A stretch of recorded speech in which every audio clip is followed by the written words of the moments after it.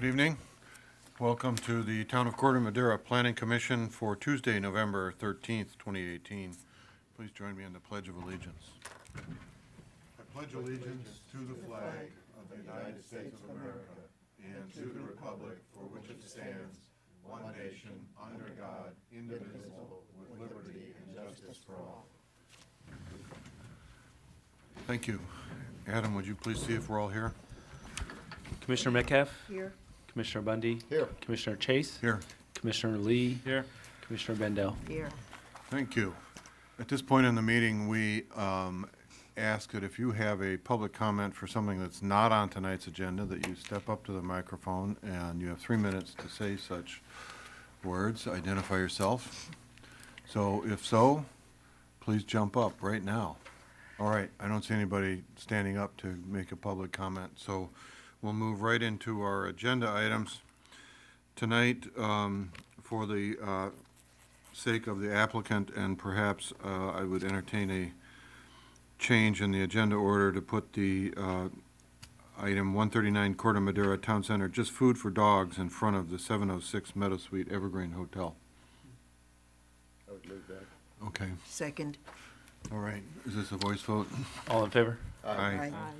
Okay, that said, we'll do the sign for Town Center, just food for dogs first, but I believe that, Yeah, Mr. because Lee. of my location in the community, I need to recuse myself. thank you. All right, so that means that, I don't know if you have a presentation to make, Mr. Boyle, that you want to change your screenshot there. I don't have a PowerPoint presentation for this item. It's relatively small, as you've seen.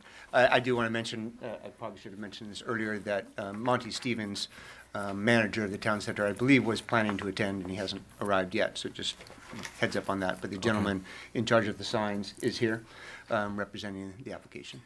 Phil, I talked to Monty, ran into Monty this afternoon at the town center, and he had an activity with his daughter who's applying for college that he excused himself.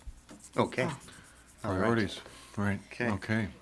Thank you, Dr. Bundy. So, that said, this is a public hearing for a sign permit application for just food for dogs sign at 139 Corte Madera Town Center. It's self-explanatory. Sign that says just food for dogs. Mr. Boyle. Yes. Yes, so this, as the staff report shows, so back in 2016, the Planning Commission approved the remodeling or the refacing of what's called the west entry of the town center, which is shown on page 1 of the staff report. That was, again, mainly a facade changes for those 4 tenant spaces, as well as landscaping in front of that area as part of one of the many common area remodels for the town center that's happened over the last several years. At that point, there was no plan for any specific changes to the tenants. However, about a month ago or so, talking to the shopping center, they informed us that a new tenant was coming in to the former Radio Shack, and they had a proposed, obviously a tenant improvement, and then an illuminated sign that they wanted to have reviewed by the town. After looking at it and considering other signs in the town center, and particularly that this sign is visible from the parking lot and perhaps from the community to the west, staff chose to have it go through design review and come before you. The sign itself will be approximately 3.5 feet tall by 7.5 feet wide, for a total of just under 25 square feet. The maximum allowable sign area per the Corte Madera Municipal Code and the Town Center Design Guidelines is 25 square feet. So it meets all the requirements in terms of size, size of lettering, and location on the building. It is also, the applicant has shown in the application that timers and dimmers will be installed, as well as it'll meet the requirements of the Planning Commission in terms of the Kelvin number that the Commission has requested in the past of 3,500 or less.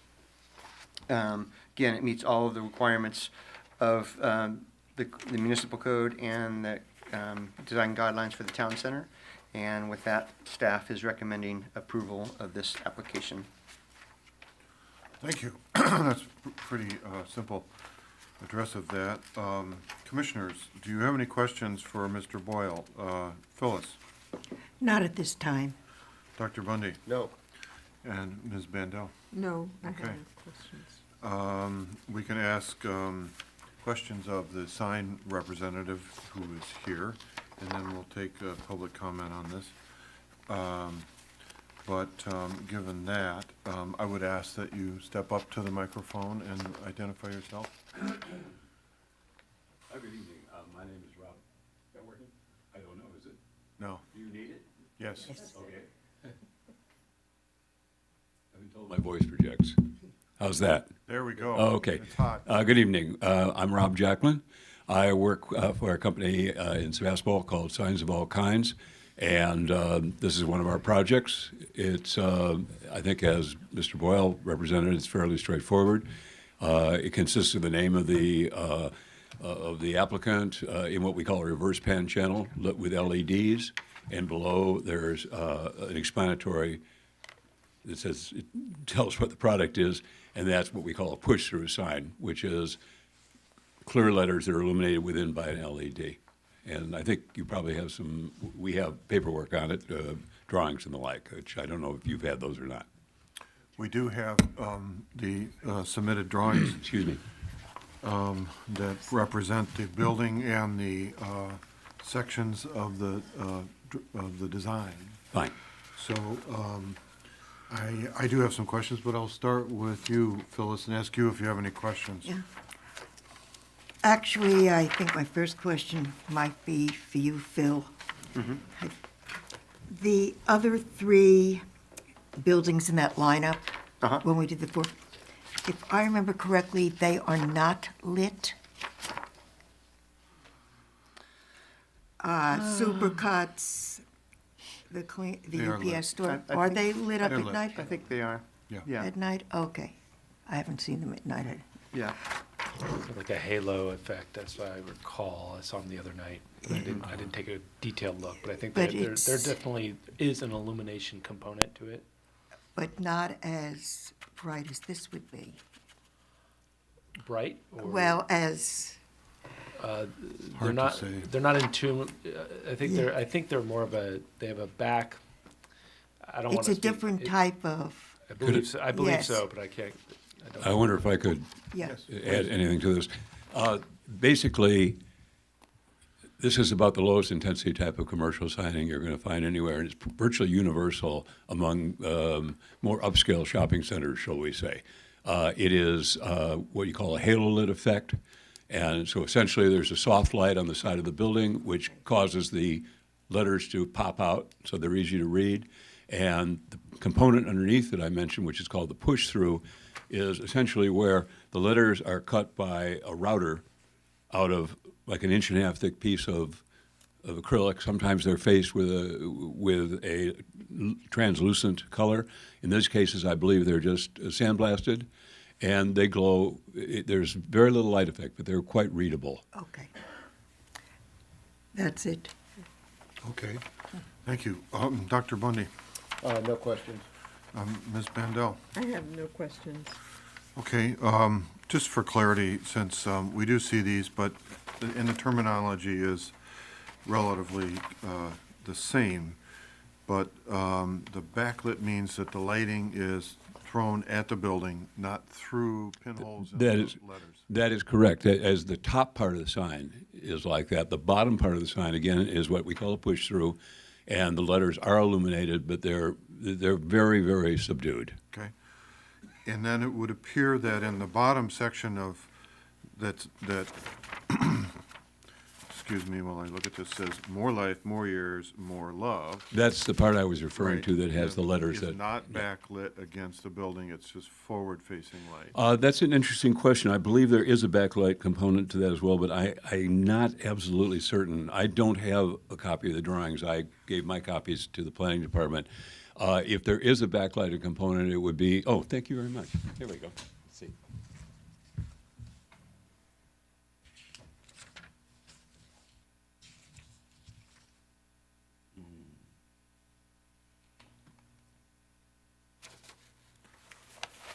just can't tell.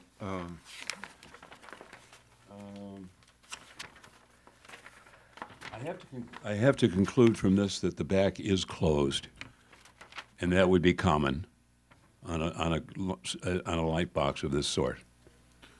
All right, on this drawing that's separated for the illuminated channel letters for the bottom half, the title of the page says backlit push-through acrylic letters on dimensional background. So, what I'm getting at is that there's a certain amount of light that this whole area is putting out. So really, the whole wall is kind of lit, shall we say, above the storefront. The larger letters that say "Just Food for Dogs" would have would have a halo illumination on the wall behind. The box, according to the drawing here, is closed. Okay. So the light you see there will be basically more life, more years, more love. Those will be illuminated letters, but it'll be a very soft illumination. And just because we have this discussion every time there's a sign, the more life, more years, more love is trademark work elements of Just Food for Dogs. It's not something that is unique to this location. It is trademark. Is that correct? If you're asking me, I'm afraid I can't answer that question. I have not worked with this company before, but I'd say that is almost certainly a proprietary. So they gave you the lettering and the, Yes, that's correct. okay. That's correct. So, all right. I don't know if it helps, but in this case, in this day and age, most of the companies we work for are in more than one location. Right. This is a big change from when I got into the business 40 years ago. And so as a result, on our end, we typically get one copy of what is a multiple that goes in a number of locations. And in most cases, they try and design these to, to be pretty, to fit into, the type of environment that they would go to in a community like this. All right. So, this amounts to a slogan on the bottom of the sign of the business, right? I have to assume, I would assume that's the case, but I cannot speak to that with any authority. All right. That is something I want to talk to the other commissioners about. But then beyond that, were you asked to do anything within the storefront, behind the glass, in any way? We are not, our company is not doing anything like that. So you can't really represent anything that's going on outside of the sign? No, we are the sign company that was hired to do this installation. All right. Any other questions from anybody? Yes. Peter, and this certainly is not disrespectful to you, I think it's unfair that you have to be here, you do a sign to represent what the center is doing. And I would like to put this off until the next meeting when Monty can come, because they're questions you are asking, they're questions I have.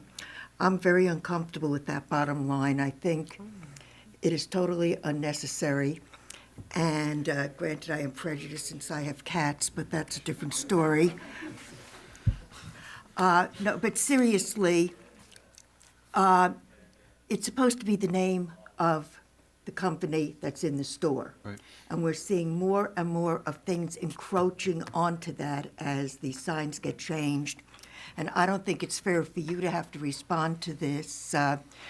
You have a certain element of what you do, and as I say, I would not approve this with that bottom line. Right. And we can either have a vote, which I don't know if it'll pass or not, and or we can put it off for the next meeting and let Monty come and explain what he's trying to do and why, and put him in the hot spot. Right. I would agree that we continue it, I think, but with that said, we have no evidence from this company or any other that this is a necessary piece of the trademark. We haven't allowed We don't know. that stuff to land. The name of the business is Just Food for Dogs. It's not more life, more years, more love. I think that that's getting a little far. So I would Yeah. say that we do that, and allow them to either revise the application if they choose after hearing from staff and so forth about it. Would you rather have a vote? Because if we voted and it did not pass, and there are only 4 of us, so a 2-2 vote is not passage. It's not a majority. And have them come back with something else, or continue it without having a vote. What do you prefer as the chair?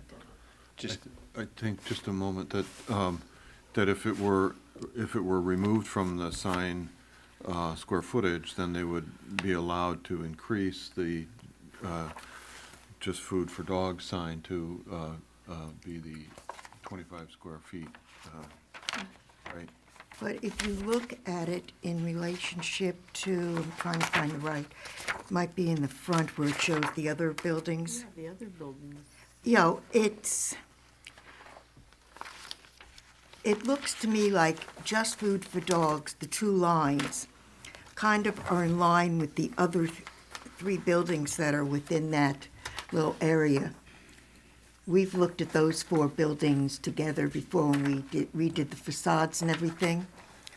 I don't think we should encourage them to make just food for dogs any larger than it currently is. Okay, so, then I would, say that, I want to hear see if anybody else has another comment on this. Okay. Dr. Bundy? So just a Go point ahead, of Julie. order, there's questions that you'll still need to open it up for public Yeah. comment Oh, yeah. before you. Right, I do, So, right. okay. Dr. Bundy, you have any questions for this gentleman about the sign? No. Okay, and Margaret? I don't after have her. questions, just a comment. The 3 lines makes it more of a billboard look. Then we can have that discussion. Yes, So, thank you, sir. You're more than welcome. Thank you. thank you. So when I get back to my clients, I'll All right, tell them this. sure they'll. Yes, So, with that said, Thank we will open it up for public comment at this point. So, anybody wishing to make a comment about this sign? Seeing no one wanting to jump up and make a comment, then we'll close the public comment section of this. And Judith, did you have anything else you wanted to say? So I think it needs to be clear under the sign ordinance whether you're concerned about the total size of the sign and the writing, because, I mean, generally you can't restrict the content of the sign. We do. And the, and again, you know, we're looking to see about what you think is logo versus trademark and things like that. But again, we do need to address in your discussions the size and the So, total just size of the As a, sign. for instance, I would argue amongst the commissioners here that Supercuts doesn't say fine hair, fine job, fine life, you know, it doesn't say that, nor does UPS store say great shipping, great rates, that kind of thing. So, I would then ask for any other comment. I heard yours, Margaret, that 3 lines seems too big. It's The- more billboard. It makes it more billboard-like. Right. And I don't. that's a good description. I'd just be curious as to the the area of the other signs and how this one compares, but if you're trying to make it fit in with a certain look and a certain feeling about it, one that's clearly, even though it's within the limits, is much bigger than the others, just doesn't look right. Ostensibly, but my issue is the added line of verbiage Yeah, below I just the understand that. business. It's Okay. like- Dr. Bundy, do you have any thoughts on this? I think it complies with the 25 square foot rule. I see it as a rather sophisticated, low-impact sign, and I would support it as it is. All right, so then, Phyllis, Bob, you could make a motion for that, and Phyllis, you can make a motion for what you feel is the right thing to Okay. do. I just want to point one thing out. The 25 square feet, that is a maximum. that is not a given. And we have to look at each building and each facade. It also they're should work entitled to with, that. I think yeah, it's a work, question. yeah, and you also, these are not standalone things, they have to fit in with the others. And I personally find that last line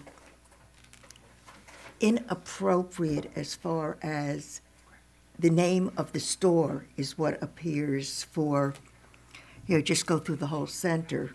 Right. And you see what's there. And I don't want to start something, because once it's done for Right. one, it's going to be done for everybody. And I like Margaret's comment about a billboard. We don't want a billboard. We want an identification.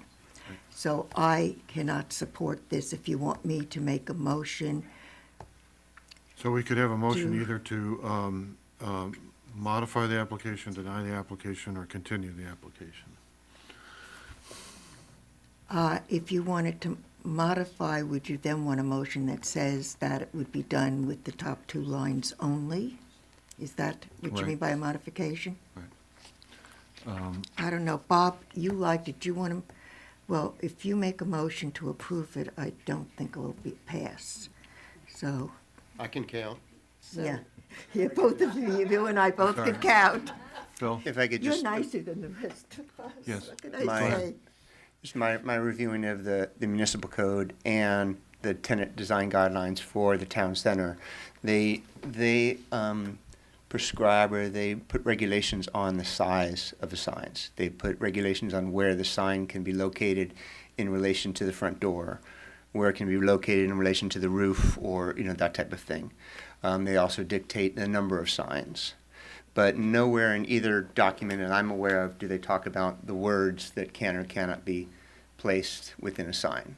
They talk about the square footage, and again, the square footage is, the box that one can put around a collection of letters or a collection of and or symbols. Right.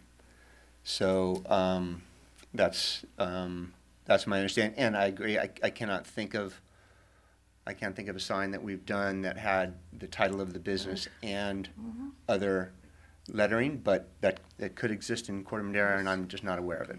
We ran into it at the village, I think, and then we asked them to remove some That's additional right. verbiage because it was outside of the name of the business, and it was a bridge too far. It was too much. We may want to add that into the sign ordinance as you review So it later on. I think one other thing, it sounds like I get a sense of where this is going. I think one thing that we would like to provide, if we do follow up, and this does end up being continued, the code really says that in the C2 district, which this is, the regional shopping district, that we should be referring to the approved master sign program for the town center and the village. And only if the event that those regulations that were obviously approved by the town and the planning commission and previously, in the event that the regulations do not address a particular sign applications, or the regulations in the town, in the guidelines do not address this particular sign applications, then you go down a list of other regulations that would otherwise apply. So I think what we would do in the same sense would come back and give a little bit stronger evaluation of what that actually means, in the sense of, we have an approved master tenant design guidelines that include signage, and we can look at that again, but that's for next time if you go back. Additionally, since there isn't anyone here that can provide any, with any certainty what their logo is, how their other corporate signs, whether this is consistent, whether this is different, I think based on Adam and Phil's comments, our suggestion would be that you continue the item, provide the comment and direction to staff so that they can work with the applicants and then bring this back accordingly, with more information about both the master sign program at the town center, what's allowed, what's not allowed, as well as information about this particular sign and logo. I guess one other thing I'll add that just came to mind in terms of type of sign that may include somewhat similar language would be, Joe's Chinese Restaurant, or a particular name of a Chinese restaurant, and then underneath it says Chinese cuisine, or the burger place, and then it says, sometimes restaurants have their name and then a 2 or 3 word description of what they serve, or, the type of, so that's the only example that just popped into my mind. Right. And that's, with respect to what business, it is not an advertising example, which is what is here in More Life, More Years, More Love. That's advertising. Which doesn't necessarily have to mean food for dogs either. No, I mean, more life, this is design review. We're reviewing the design. Right. And we obviously, or the majority of us, do not seem to like the design. I mean, if we're going to be in this lockstep, rather than, the subjective of looking at the design, why bother doing design review at this point? Agreed. I mean, as I said before, we can continue it. Our choice is, as I ask you, do we want to have a vote and say that what we see in front of us is unacceptable and ask for it to be continued to a date certain to come back with a sign that is acceptable? I agree that it would be, I don't know if they'd be willing to speak for the applicant for a date certain, but then it would be with the understanding that that line or that particular backlit push-through acrylic letters on dimensional background would not be acceptable. Right. And that, secondly, what's not in any of these documents that we didn't see because the interior of the store was not run That's through it. us, is that there is nothing within the interior of the store that constitutes a sign in the window. The or T-Mobile look. or exterior lighting and so forth that becomes a sign because of its business ID inside the store. And that is on 24 hours a day. So I don't know if that's anything that they propose to you, Phil, but we want to be careful with that one. So then I would entertain a motion. All right, for- I will make a motion that we reject the application as submitted due to the third line of, and I'll put in quotes, advertising, and ask that it be brought back in the future with a new design for the sign. Is that? did I Well, give there's, it? You want to add anything? there's continued for a date with the request for reconsideration. If we deny the application, that's a different story, right? So it has to be such that we would say, come back to us continued, we can continue it, then they can say, all right, and they can argue with staff for a while. Can we say continued with a design that does not include the third line? Make it clear what we are rejecting. Yes, That is what's important. agreed. So do you want to reword what I said? No, I think that's fine, that we Good. would continue to a date uncertain? Uncertain? I would say at this point, that would be probably you can best, talk to given the Monty. applicant's not here. With a revised sign proposal based on just the business name. Mm-hmm. Okay, Yes, call a vote. You have a second on that? Second? I second. Second, okay, thank you. Commissioner Bundy? Aye. Commissioner Bandel? Aye. Vice Chair Metcalf? Aye. Chairman Chase? Aye. Okay. Thank you. If you'll carry that message back. Yes. I appreciate that. Okay. And Phil, you'll check to see what they are planning on doing on the interior of the store? Any plans they may have for a sign window or all-night light, 24-hour day lighting like T-Mobile? And as I expressed to Mr. Wolf recently, the Crate and Barrel sign is on 24 hours a day.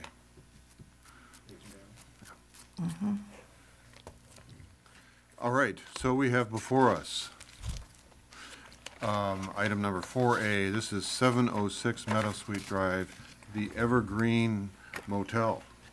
public hearing to consider approval of a resolution for conditional use permit, design review, and sign permit application to replace the existing Budget Inn hotel with a new 22-room motel, the Evergreen at 706 Meadow Suite Drive. So, we know that Mr. Boyle is going to make a presentation. Mr. Lee has joined us back at the dais, and it is yours to tell us about. Yes, thank you, Commissioners. And back. So a brief history for those who haven't been involved. The development of this lot has been around for quite a while. I think 2015 was the beginning of discussions on what to do with this lot. And a couple different designs were proposed, and the Planning Commission provided feedback to those original designs. And the property owner has, over the course of years, has hired a new architect and completely changed the project from remodeling the existing Budget Inn to completely removing the Budget Inn parking lot and all landscaping and creating a new motel called the Evergreen. So this presentation will give a review of the application. Project location is just south of Town Center, across from Tamalpais Drive and across from Casa Buena Drive. Existing condition of the hotel is quite dilapidated. The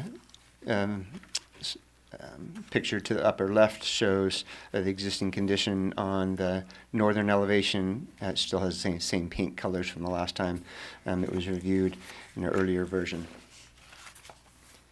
Overall project summary, like I said, is to demolish all existing buildings, the parking lot and landscaping, and reorient the hotel. Instead of having its primary access off of Casa Buena, is to have the primary access off of Meadow Suite Drive.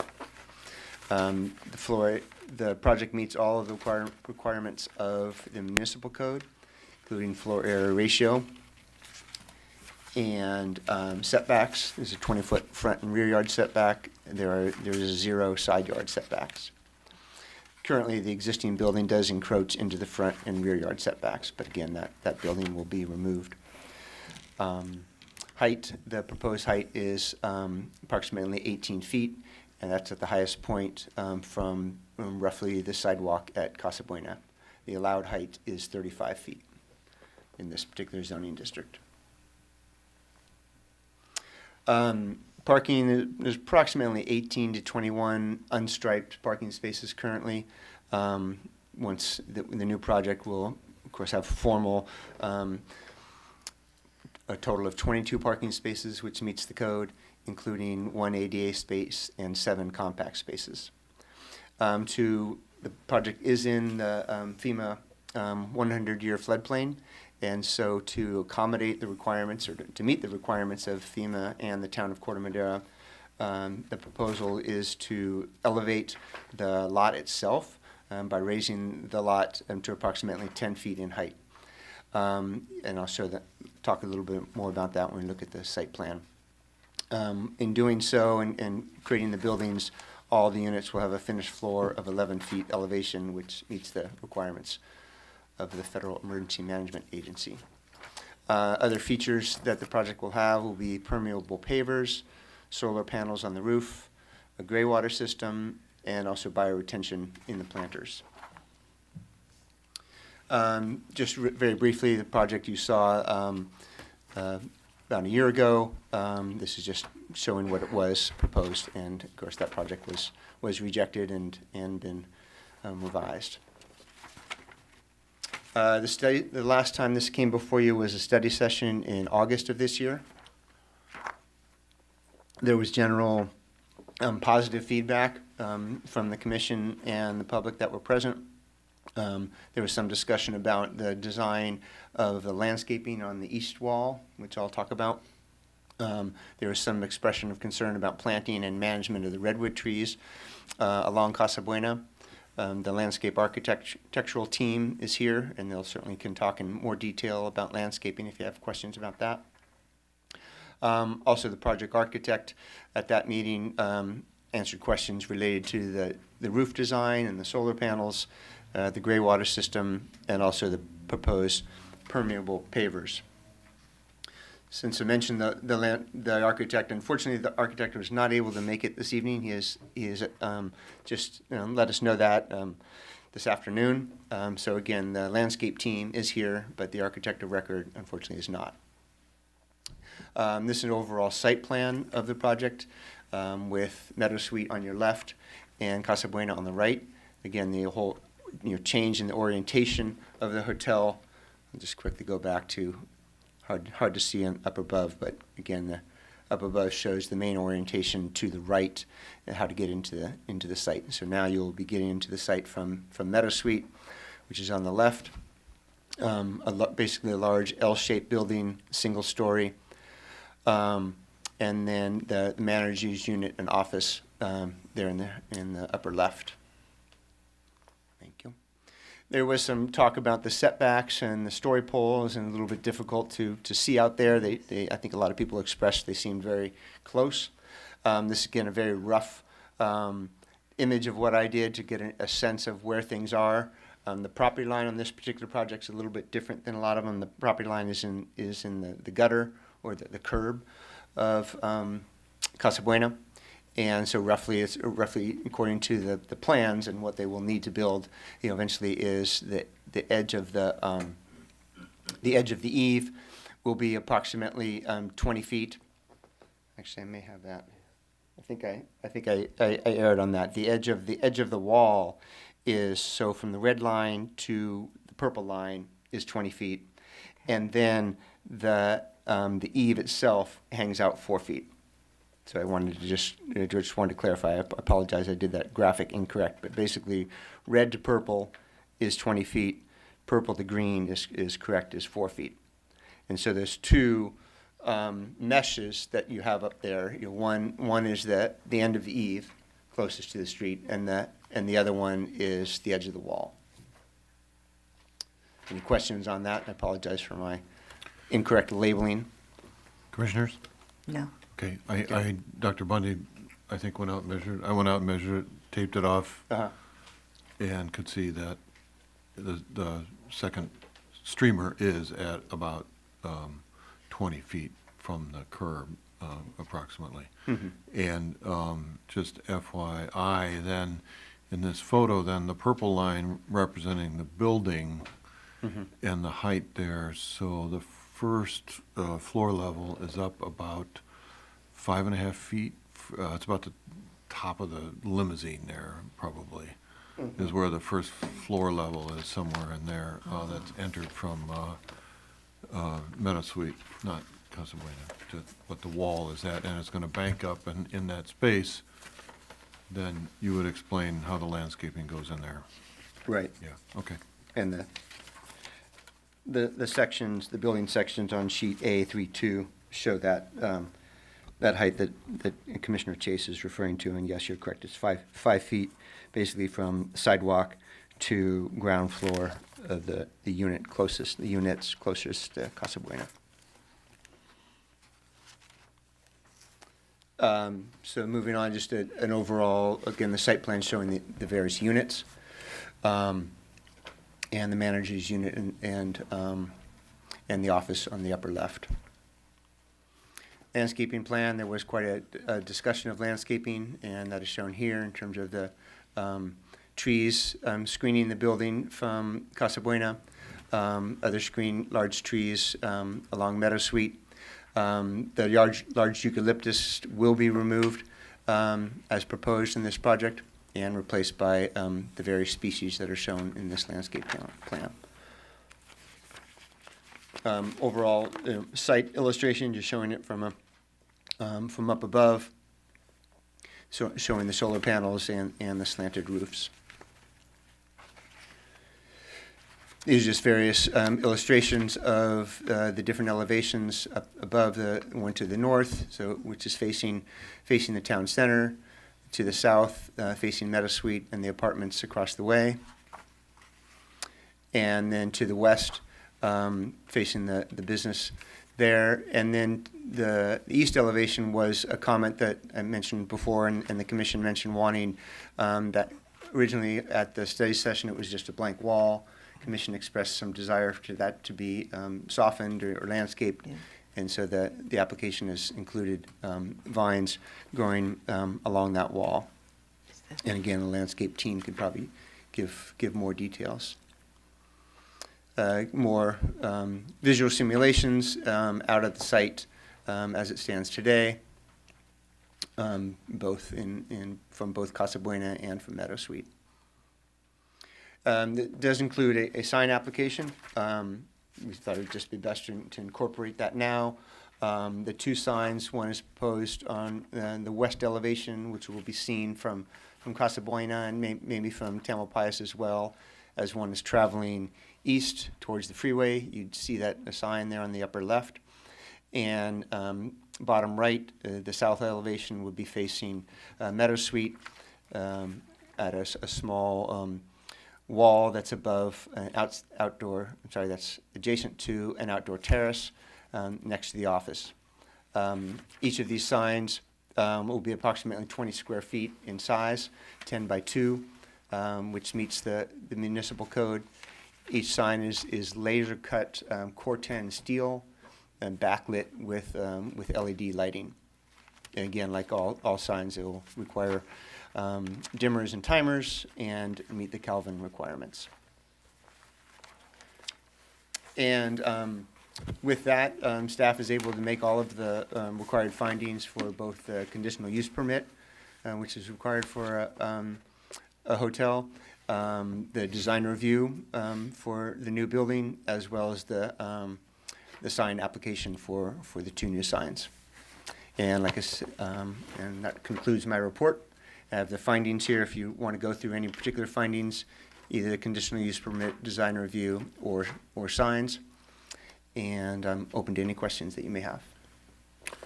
Thank you, Mr. Boyle. Before I ask the other commissioners, just to ask you to state if the plans of the physical footprint and design and for the public's understanding didn't appreciably change from our study session to this point. Correct. It did not appreciably significantly change. Right. Okay. Phyllis, No questions at this time. Dr. Bundy, No questions at this time. Mr. Lee. No questions. All right, Ms. Bandel. No questions. Okay. All right, so that's pretty straightforward. We don't have any other questions from the commissioners of you guys at this time. Yeah. So then it's up to the applicant who's going to stand up. I do want to just have, or who's going to make a presentation. If the architect's not here, who's going to stand up? Can we stand up together? Yes, you may, yeah. The more the merrier. Good evening, Commissioners. Hi. My name is Sam David Ram, one of the owner of this project. First of all, I want to thank you all in the town for actually been supporting this project. Obviously, it took us a while to get to this stage. As staff report just mentioned, we had a different applications on table a few months ago, which after going through a process and few hearing, we were able to make changes and understand what the town and Planning Commission was looking for. I believe we made all of the changes that we feel that we've heard during this process. We have accommodated, I believe, everything that we could into this plan that's in front of you, or the application that's in front of you. And again, I want to thanks for the continued support, and I look forward to going home with a positive response tonight. Thank you. Good evening. My name is David Schwartz, landscape architect. And again, it's been a very pleasant process working with the city. The multiple review process has given us the opportunity to work with our client and the site and come up with what we feel is a very appropriate plan for this site here. And we're here to answer any questions that you may have. Thank you. All right, so that's it. Margaret, do you have any questions for these gentlemen? Well, the wall the new wall, that's green, the green wall, what green is that? What plant is that? Okay, the last study session we had, we were talking about this, what is this, the south-facing wall, I believe? Yes. Yeah. East. And so we've done Boston ivy, which is a vine that will cling to the stucco surface and rapidly climb onto the wall. It's a deciduous vine. It'll be bright green in the summertime, burgundy, reddish colors in the fall, and then winter the leaves will fall off and you'll have a sort of a trellised pattern of the branching on the wall in the wintertime. Anything else, Margaret? Not right now. All right. Mr. Lee? I had a few questions. So the last proposal, I think, had a live-in quarters for the staff. And then this one, I didn't see that. But so I guess I had to question, is the facility run 24 hours, and are you going to do 3 8-hour staff, and it really will function as an office, or is it that was a change? You're absolutely right. Yeah, the previous application did have a manager's quarters. This one doesn't. So we are planning to have just a 24-hour shift, 3 shifts with a management in place, or a manager, general manager, who will be at the site during the daytime, not somebody staying there. Okay. permanently. Well, but there will be some kind of staff in the evenings? 24/7, there will be somebody at 7, this right, property. okay. Correct. And then my other question is, I didn't see it, and I might have missed it. Is there any plan on doing any EV charging? Yes. I believe we have 2 stations, if I'm not mistaken. Great. Thank you. Thank you. All right. Dr. Bundy? I had a question in regard to the west side of the building. There's currently a fence that is probably on the adjoining property. Will that come down, or will that continue to be there? Sorry, I'll have to open this plan now. It's a wall that's going up. Yeah, which location are we looking at? On here? the west side? Over here somewhere. Yes. I can't answer that question. So the appearance of that side should be set up so that it can stand alone and would look nice from the parking lot. There are a couple of existing trees that are already there that are on the adjoining property, and of course, those would stay. Yeah, we're not going to be affecting the neighboring property. Okay. And we're not going to be affecting the neighboring property. If something was done there, I imagine the other neighbor would have something to say about that. Yeah. The other question I had is the entrance on Meadow Suite. I think that looks very nice. It looks very open. I've been a fan of the eucalyptus trees that are there when they serve a particular purpose. And one of the purposes that they serve now is to hide the wiring, which is very heavy. It's not just the wires. There's some material that drapes over to protect them, maybe from the trees. And had you thought about leaving those trees for the time being, continuing with your landscaping plans, doing some thinning on those trees so they don't interfere with the wiring and are a little better managed, and then with the option of taking those out at some time in the future when the landscaping matures? Yeah, so we're talking about this eucalyptus cyderoxylon here. Yes. I don't know what's going on in the center here, but it looks like most of the wiring is up high.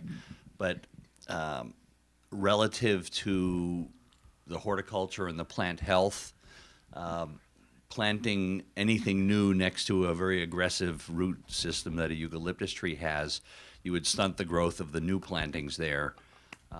Also, the construction activities would get in there and start damaging the roots of the eucalyptus, and may create a liability of a weak tree falling at some point. So I wouldn't really recommend that.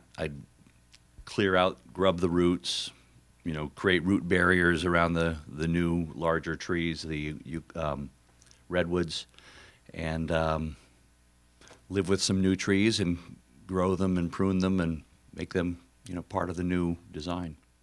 Well, I guess I would just ask you to look at it one more time, because the lines go right through those eucalyptus trees now. They really cover it up, and I could see being a much more pleasant entrance to the new facility, which I think is quite nice, and leave that for the time being. But it's eucalyptus trees, and they get no respect here in Corte Madera. People take them out all the time, so what can I say? Well, this is a much more attractive eucalyptus, the Eucalyptus globulus with lots of debris and very invasive. This is a little bit more controlled, but I'm just concerned that the construction activities and the sidewalk and all that liability related to damaging that tree, then we're left with having to come back at a later date and dig it out and start again. It just may be more work than more effort for naught. So that was our thinking. Okay. Thank you. Anything else? But Commissioner, to answer in short, absolutely, if we can put that in plan, make it work, we will make it work as long as we can, during the construction. Okay. Anything about flood, Bob? Nothing about flood? No, Okay. I'm He's saving very the trees. pleased that you've come up with this design, which I think was really quite creative, to really put the entrance on Meadow Suite where the address is, and be able to bring the lot up to 10 and the threshold to 11. I thought that was a great design. Absolutely. Credit goes to my architect, Gary Simonsky, who had this in his mind. So unfortunately, he's not here. He really wanted to be here tonight. All right. Phyllis? I would like to say something further about Bob's eucalyptus tree, if I may. When I built my house in Kentfield, there was a tree that the homeowners association wanted to stay, which we had planned and the contractor had planned on taking down. So it stayed. A year later, after the rains, because the roots had been affected, it fell into the fireplace and halfway into my daughter's bedroom. I think when you're doing construction, roots are affected no matter how much you try and how many feet away the construction is. And I think that has to be kept in mind. So I would gather by your comment that you'd be all for removal of the trees. So, yeah. Only because of the safety factor of what would happen to the root system during construction. Having it happen to us Right. at my house, I know the possibility, Okay. and I just don't want to see it happen to anybody else. Do you have any other questions for these gentlemen? No, I am very pleased with the design. It fits, it works, it's attractive, it's open, airy, light. I think the green features that your architects and you have come up with are excellent. And as I say, it will be an asset to our town. Okay. Thank you. I'm going to go and ask you a couple of questions about this. Sure. It would appear that the fence that Dr. Bundy is referring to on the western elevation is a part of the application. It shows a nice new fence and so forth, so I would presume that that would be a piece of construction that's a new fence in there. It's drawn as a nice new fence, so it appears to be on there, on the property.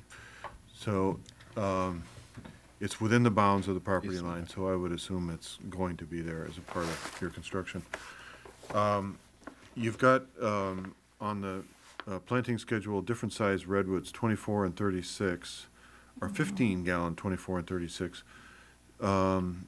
And I'm wondering, I didn't pay attention to where the 15s might go, the smaller ones, if they are on the property. Yeah, in this sort of concept, we would purchase the total number of trees and create groupings of trees of varying sizes so that they don't all look sort of uniform, like lollipops. So we have Okay, staggered Right. groupings. That might be a 36, that might be a 24. It also has to do with the scale and how far we are from the buildings. So the smaller ones would go into smaller areas that could be pruned and adjusted. the 36s, which lately I've seen in 16-foot, they would darn near reach the top of the eave from the grade, so that it would almost be an immediate Yeah. screening on the north elevation. And you chose Boston ivy rather than ficus for that wall along the eastern elevation? Porque, well, Ficus gets pretty thick and matted, and it's what they call polymorphic. It's got two types of leaves. The younger ones are tiny, they grow rapidly, and then as it gets older, they get big and thick and tough and about this big. It's just sort of a heavy matted thing, and a lot of clients don't like them because of the critters that crawl around inside right, there. I mean, Oh, this- and I have the issue with Boston ivy in that way. The rats love the Boston ivy. Oh, But, lovely. so that said, on the Meadowsweet side, the current lowest hanging lines that the trees are cut around are telephone and cable lines. And the high lines I see are, they've cut them. There they are. the high lines are the PG&E lines, and they've been the trees have been cut back significantly to give a few years of, growth for that. But, so if you look at the trees, there's a slot right through the trees. So it's not very attractive. I'm wondering, would you do an underground drop from the pole to the buildings rather than an overhead PG&E drop? Because most places have a mast and a drop. If you do an underground, then there's no further overhead lines that go to the buildings. So you can put in a underground drop off the pole, and it would, instead of having that line running through the midair, that would look better. I don't know. I'm not sure currently what the PG&E's. Well, that's up to you guys. So we would absolutely prefer underground line versus You have to ask for it. overhead. Right. Absolutely. So we would go with the underground drop. Okay, they will do whatever your application is. My final question is, you've been through this process now for several years with the town. Are you going to maintain the ownership of this in perpetuity, or? If we maintain it while it's budgeted in, we're definitely planning to maintain as the Evergreen, yes. Okay, I'm just wondering if you had an intent of turning around and selling this as an approved project. Absolutely not. Okay, thank you. All right, no other Can I ask questions? one other Yeah. question? You're not gonna have any kind of food service or food machines or anything there, are you? Or are you? Now, this is a it's a limited service hotel. There's no food basically in They have terms of services. a marker for vending machines, that's it. We may have vending machines, but absolutely. All right. Anything else? Bob? Yeah, I guess would clarify through Phil, if the requirement now for new buildings is to have an underground drop from the pole to the building. Yes, I believe that is a requirement of construction of all, I don't know if I say all, but pretty much any new structure, Okay, good, Yeah. didn't know that. All right, new structure that requires power, of course. Absolutely. all right. Wonder bar. All right, thank you. Thank you very much. Thank you. And maybe while I have the microphone, just a Yes. couple of things. One, I was remiss in not acknowledging Sean Kennings, our contract planner that worked on this project, has worked on it for many years and contributed quite a bit to the staff report, so I thank him for that. He wasn't able to make it this evening. And also just to clarify in terms of the wall on the west elevation. So that let me see if I can find a good, you can kind of see it here, but let's see it better. Yeah. Sheet, I'll refer you to sheet A32. So on A32, while you're turning that, and this image shows it too, that wall in the center, the wall and the fence are all brand new. Right. Those will all be put there because they're putting a tremendous amount of fill into that site. So that wall is going to basically holding all that fill in. So, so currently there's a at-grade fence that's all going away, and they're creating this wall on the west elevation and on the east elevation as well, the building behind there. So just wanted clarification on that west wall. And then, yeah, I also just want to point out, in terms of the attachments, I did include in the staff report, and Sean did, both quite a detailed solar plan, as well as the minutes from the previous hearings that you folks had, and also there's also an exterior lighting plan as one of the sheets. So that wraps up all my comments. All right, well, thank you. Dr. Wolf? I am Dr. Appreciate that. One day, maybe. No, but I just wanted to follow up, section 1540.020 of the municipal code. It relates to undergrounding of utilities. Subsection 2 states that utility distribution facilities to any new building or structure shall be placed underground unless there's a special permission to construct such facilities above ground, and that has to be granted by the town for doing that. Great. Very Okay. good. Thank you. I appreciate that clarity. So, we'll open it up now for public comment. I'll bet Patty Stoliar wants to say something. We have 3 minutes here for public comment, and go right Patty ahead. Stoliar, Casa Buena Drive. I only need 3 seconds. I just wanted to ask on the Boston ivy, because I know that it adheres to whatever it adheres to, even when the leaves drop off. The vine is still there. Is this on a painted surface? And if it is on a painted surface, how are you going to paint it? Thank you. Anyone else who would like to speak up? Not yet. No, thank you. Peggy Burnett, 14 Laurel Drive. I was wondering if the landscape architect could tell us how this conforms or doesn't conform to the fire-safe Marin regulations about the distance that should be between the wall and the trees, and also the recommendation that conifers be 18 feet apart. Thank you. Anyone else want to speak up tonight? All right, seeing none, then we'll close the public comment section here, and we'll go back to these 2 questions. Phil, perhaps you might care to fill in some of that. Yes, and taking the last question first, in terms of fire safe Marin, this application has been reviewed by the fire department and will be reviewed again when it comes in for a building permit. And I will certainly make a note to let them know that a citizen expressed concern about the distance between vegetation and the new building. I'm not aware of what that requirement is. Okay, so that's one of the future, it's a condition of approval. It gets reviewed by the building department in that way. Mm-hmm. Second, I realized, and I forgot to point out, that there's 2 material boards down here, Yes. and that one of them might be of painted stucco or not. I don't know. And I was just going to check to see if that wall is proposed to be painted or wood fence concrete wall.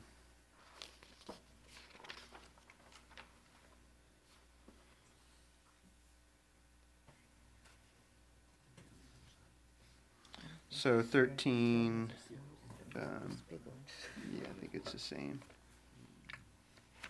It's that one.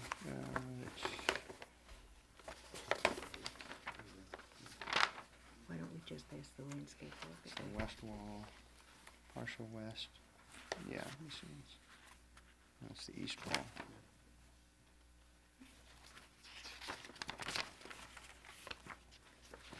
If it's left as gray cement stucco, then it will forever be that. If it's painted, to repaint it. So, am I- yeah, if you go to sheet A 3.3.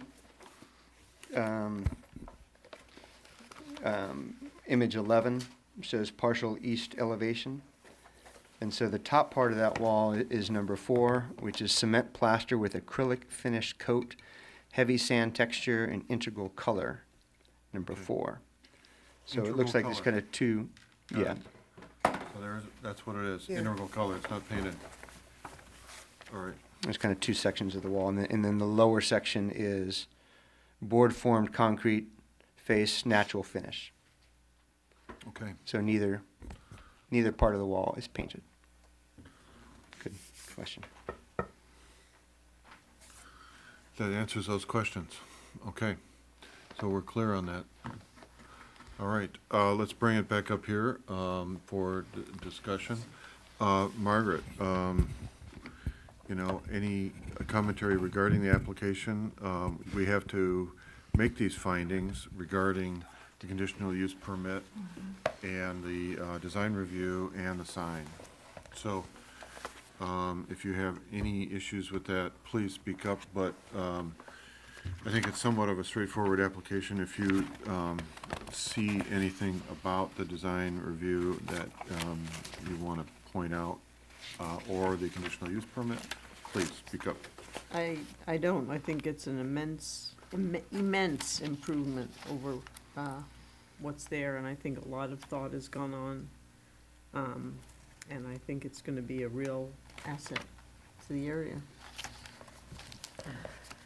That's good. I have no problem making any of the findings necessary. Okay, that's the statement we need to hear. So, Mr. Lee. I can also make all the findings, but instead of pointing out, I do occasionally, when we get good applications, I like to say things that I saw that I appreciate. So one is, in our review session, there were minor comments and clarifications, and every single one I saw him pick up, and I think, just asking, hey, what kind of vines are you gonna put on the trellis? And now all the renderings come with the trumpet vine on them and stuff like that. I think that it's important, not just for this applicant, but just all applicants to understand that those things, when listened to, really improve the project so that we really understand what the community's getting. And so on that part, I also want to say I'm very excited as someone in the community that's going to get to live by this building and have it as part of the town. I think it's a really nice improvement. And like other applicants that we've had recently, I'm just really happy with the kind of design and stock that we're building in the town right now. And then also I'd like to commend you on finding local assets that understand the community. And I think the humbleness and kind of nice, the things that I really appreciate about this building, even the signage, it's all, it's not in caps. It's it's lowercase, and so it's this understated beauty that I think is really nice, and humble, but very, very rich for our town. So that's all I wanted to say. Great. Thank you, Mr. Mayor. Phyllis. I can approve the findings. I think this is excellent, and I think a wonderful job has been done. I really like everything about it, and I'm glad to see that they don't have an explanation underneath about more life, more years, and more love when you stay at the motel. It does help. And I think, as I said earlier, I think this is an asset for our town. It's been very well done, very well thought out. The Evergreen is far more appropriate than the Palms, which was a previous one. We're not down in LA. And I thank you for all the work you put into it and the time you have taken. I know this has been rather hard on you going through 3 years, but I think you'll find it was worth it, and we're all going to be very pleased. Thank you, Phyllis. Well said. Dr. Bundy. I agree with everything that's been said. I can support it. Okay. But I want to know more. No. So it is nice to see you guys did sort of follow the guidelines that we gave you, and thank you for making the efforts to create some sustainability and create a design that is low-key, understated, and I think will work. I know there's some naysayers in the community but out of what we've seen, this is really, hopefully will last and be appreciated for what it is. And I think your sustainability elements will be seen by others as a way to steer their project. We hope so. So thank you. And with that, I would entertain a motion. Anybody? Here. I would like to move that we approve a resolution, conditional use permit, design review, and sign permit application to replace the existing Budget Inn hotel with a new 22-room motel, the Evergreen at 706 Meadow Sweet Drive, application number 025-071-04, design review -15-009. Which one is this now? The conditional use permit, and I'm not going to read the numbers for them, I think. They'll all be done. Okay, Commissioner Bundy? Aye. Commissioner Lee? Aye. Commissioner Bendel? Aye. Vice Chair Metcalf? Aye. Chairman Chase? Aye. Mr. Boyle. Yes, I will read the appeal statement. States that following action by the Planning Commission at a public hearing or meeting, any decision of the commission may be appealed to the town council within 10 calendar days. Appeal forms are available at the planning department at Corte Madera Town Hall, and there is a $300 filing fee required. All right, thank you very much. We're going to say that you can move on. We're going to take about a 10-minute break here and let the room empty, and we'll go from there. All right, now we get down to the real business. So, Yes.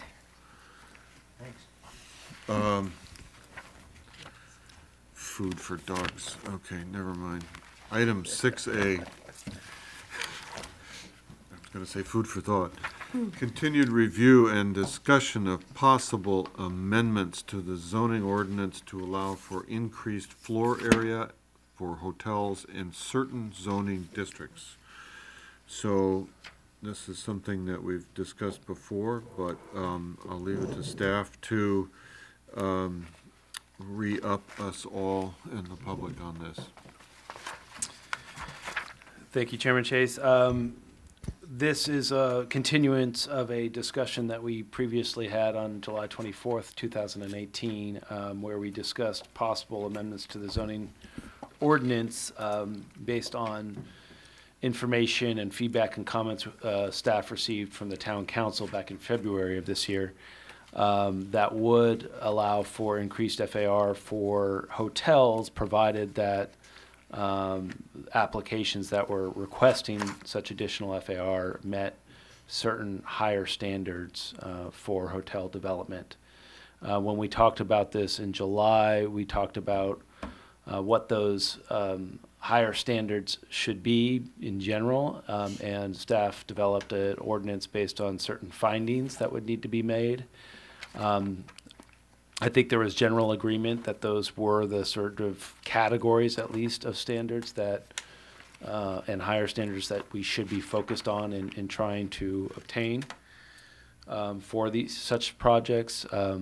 Those, just real briefly, include what I've labeled, and these are just labels for ease of sort of reference, but one related to environmental sustainability, another related to community integration, I'll call it, although I know we can debate whether that's the right term there. Another is for public realm, related to bike and ped, and another one is related to architecture, design, site planning, and so on. So we discussed that at the last meeting in July.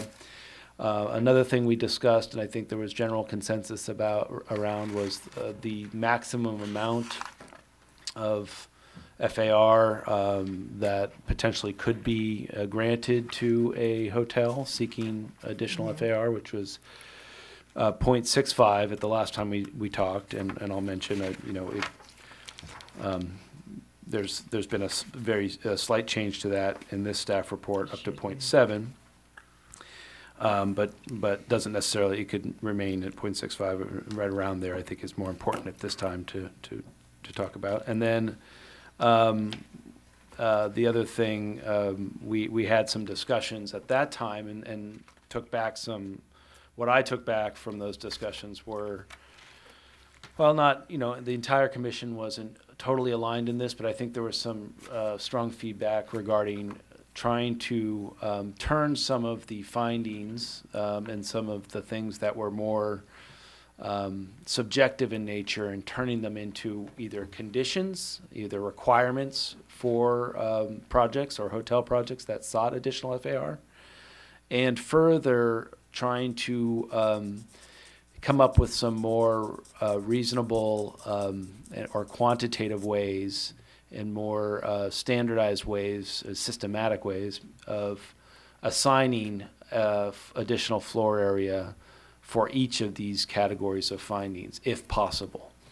And I think we had some good discussion about whether that was really possible, whether that wasn't, in which categories, maybe it was more possible than others. And so what we've really tried to do here is address those comments and come up with this is a conceptual framework at this time. This is for discussion purposes only. There isn't an amendment necessarily in front of you. It's just sort of a draft concept today. And I'll just remind you all in the audience, I guess listening from home, that no action is to be taken tonight by the commission. So again, we're trying to get to a point, and I think staff really is trying to get to a point where we have sort of an agreed to framework. Maybe not all the details are worked out necessarily, but the approach and the concept and the framework is in place and seems to make sense, such that staff can then go back and really fine tune the specifics to come up with an amendment that then we actually get into the public hearing process with. And that next step would be with the Planning Commission. So as outlined in the staff report, the framework at this point retains the 4 findings that we had before at the last meeting, and then goes about trying to assign some specifics in how each finding would be met, or at least try to get at that question and provide some guidance not only to the commission but also to potential applicants. And that was another thing that we talked about, was giving everybody going into the process trying to get a little bit more sense of some certainty or assurance or reasonableness, at least, that going into a project there was a good chance of achieving some of these goals that are outlined in this framework.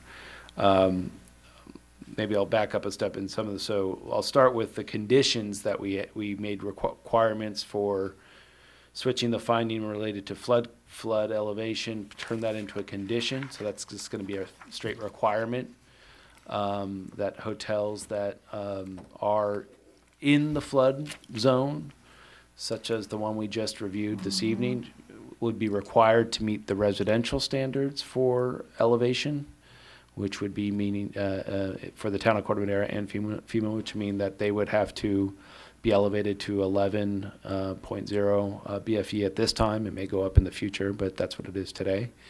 So that's meeting those residential requirements instead of potentially doing the commercial flood proofing that we saw originally with the original application for the budget-in project.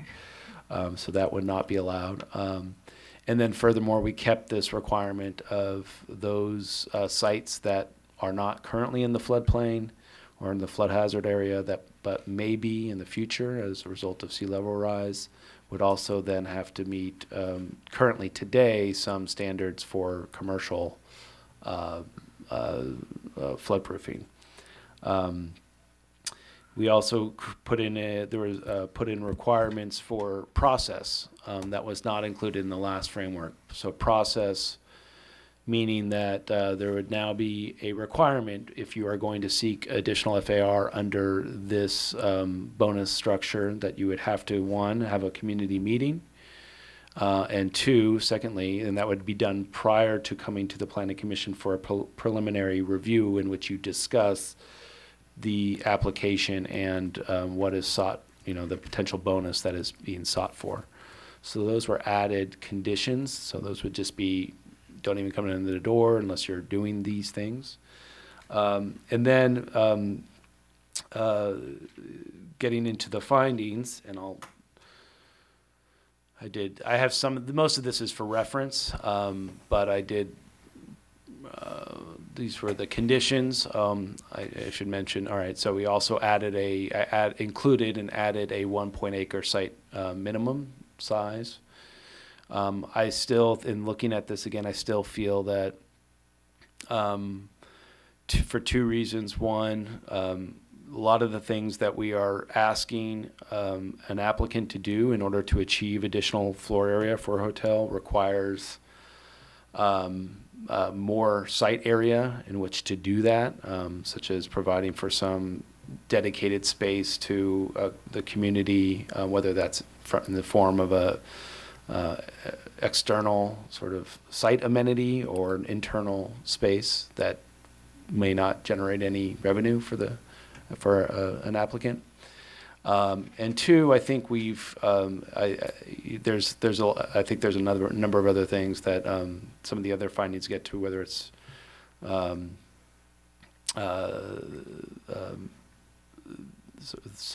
of the other things that we were just asking. I've already said this, but in my mind, we just require more of a site area in which to accommodate all the different challenges and that we're placing on an applicant seeking this bonus. I think the second point is, as proven by some of what we've just seen this evening, there is the smaller sites, such as the one that we just saw, which I forget what the actual size. Yeah. Do you remember? It was maybe a third of an acre, no, almost half an acre size lot, I believe. 23,000 square feet. Yeah, so it's a little over half an acre. Actually, at least in that example, was able to make the 0.34 FAR work. These are smaller sites that potentially are, I think in at least this example was this size building was more consistent with the context in which it was. A lot of our smaller sites are in smaller scale areas. And so I think the way I see it, this is really intended for a larger type hotel that's also just a more significant structure and one that is more attracting a larger operator and a larger scale operation. And so that's the reason for the minimum 1.0 acre site requirement. The findings, so what we've done with the findings, what I've done with is to try to, we had a conversation at the last meeting about relative weights and importance of the different findings. And I think there was also consensus there among the commissioners that really environmental sustainability and architecture and design should be elevated as the more important goals. Not that the others aren't still important, but that they should be elevated as perhaps the most significant or important goals to achieve through this process. And so essentially by creating a maximum bonus, so to speak, for each of these findings, you start to get a relative scale and a relative weight in which an applicant can start to predict sort of returns on investment in each of these areas. And the same thing still holds. All of the findings would have to be made and met, but the maximum at each could be achieved. You could achieve the most floor area through meeting environmental sustainability requirements or findings and the architecture and design findings. And so with that in place, and if you max all of this out, you just add it up, and this is where the 0.7 came from, really was just, you start to have this easy relative scale of just double 0.06. I mean, you could do it with a couple more decimal points and keep the 0.65, but it was just sort of easily came out, and you add all this up, 0.36 additional FAR would be possible, and that would get up to 0.7. And then these are the same findings, essentially a couple of tweaks here and there that are included in the framework regarding the overall goal, which I think still provides the basis for what is trying to be the intent and what's trying to be achieved here. And then, and these are the same, really the same findings. I will mention one addition to the architecture, design, and site planning finding that I did include after thinking about this further was this one, which I think tries to get at a little bit more of not just, if you notice what we had before was more of thoughtfulness about architecture and thinking and approaching a site, which is obviously critical, and that you are looking at site constraints, environmental compatibility, organization of components of the hotel uses and the site plan and so on. Thinking about pedestrian scale, but there also, I think, was perhaps missing a component of just quality that also, I think, is what's we've heard from comments in the past, and I think what the commission was trying to get at in past applications as well. So that was added, and so those are still the overall general findings, and then the next section of what I've pointed out in the framework is how do you now evaluate, how would the commission evaluate meeting or getting to those maximum FAR numbers that I just talked about in each of those findings. And so, again, these are approaches. There's, as you'll note, there's still some, as I noted here, I think the way I approached the environmental sustainability one was to try to tie certain levels, as already established levels of sustainability in building construction, and to the FAR that you could achieve. This is sort of a point-based system where, equating 1 point equals 0.01 FAR, so there's a maximum of 12 points for environmental sustainability. Taking the CalGreen current tiers, I have in parentheses whether this is CalGreen tiers or some other standard. That's still, we can come back, we can talk about that this evening, but the point was to tie sustainability to an existing standard that is out there that has essentially 3 levels. You have the top of the top, and that gets you just everything. That gets you your full maximum 12 points, or 0.12 FAR. You have sort of the next step down, which is half of that, and you get your 0.06, and then you get your minimum, which would still meet the finding. And this is, I think, important, that if you do it this way, there is going to be a minimum which you have to say, we are going to accept that you've met this finding. Now, we're not going to give you maybe a lot of bonus for it, but it's 0.0, but there is some certainty then from an applicant's perspective, from the commission's perspective, that there is this expectation of, again, there are standards out there. If you meet certain standards, and the minimum here, is sort of, one is the building code plus something else, plus a little bit more.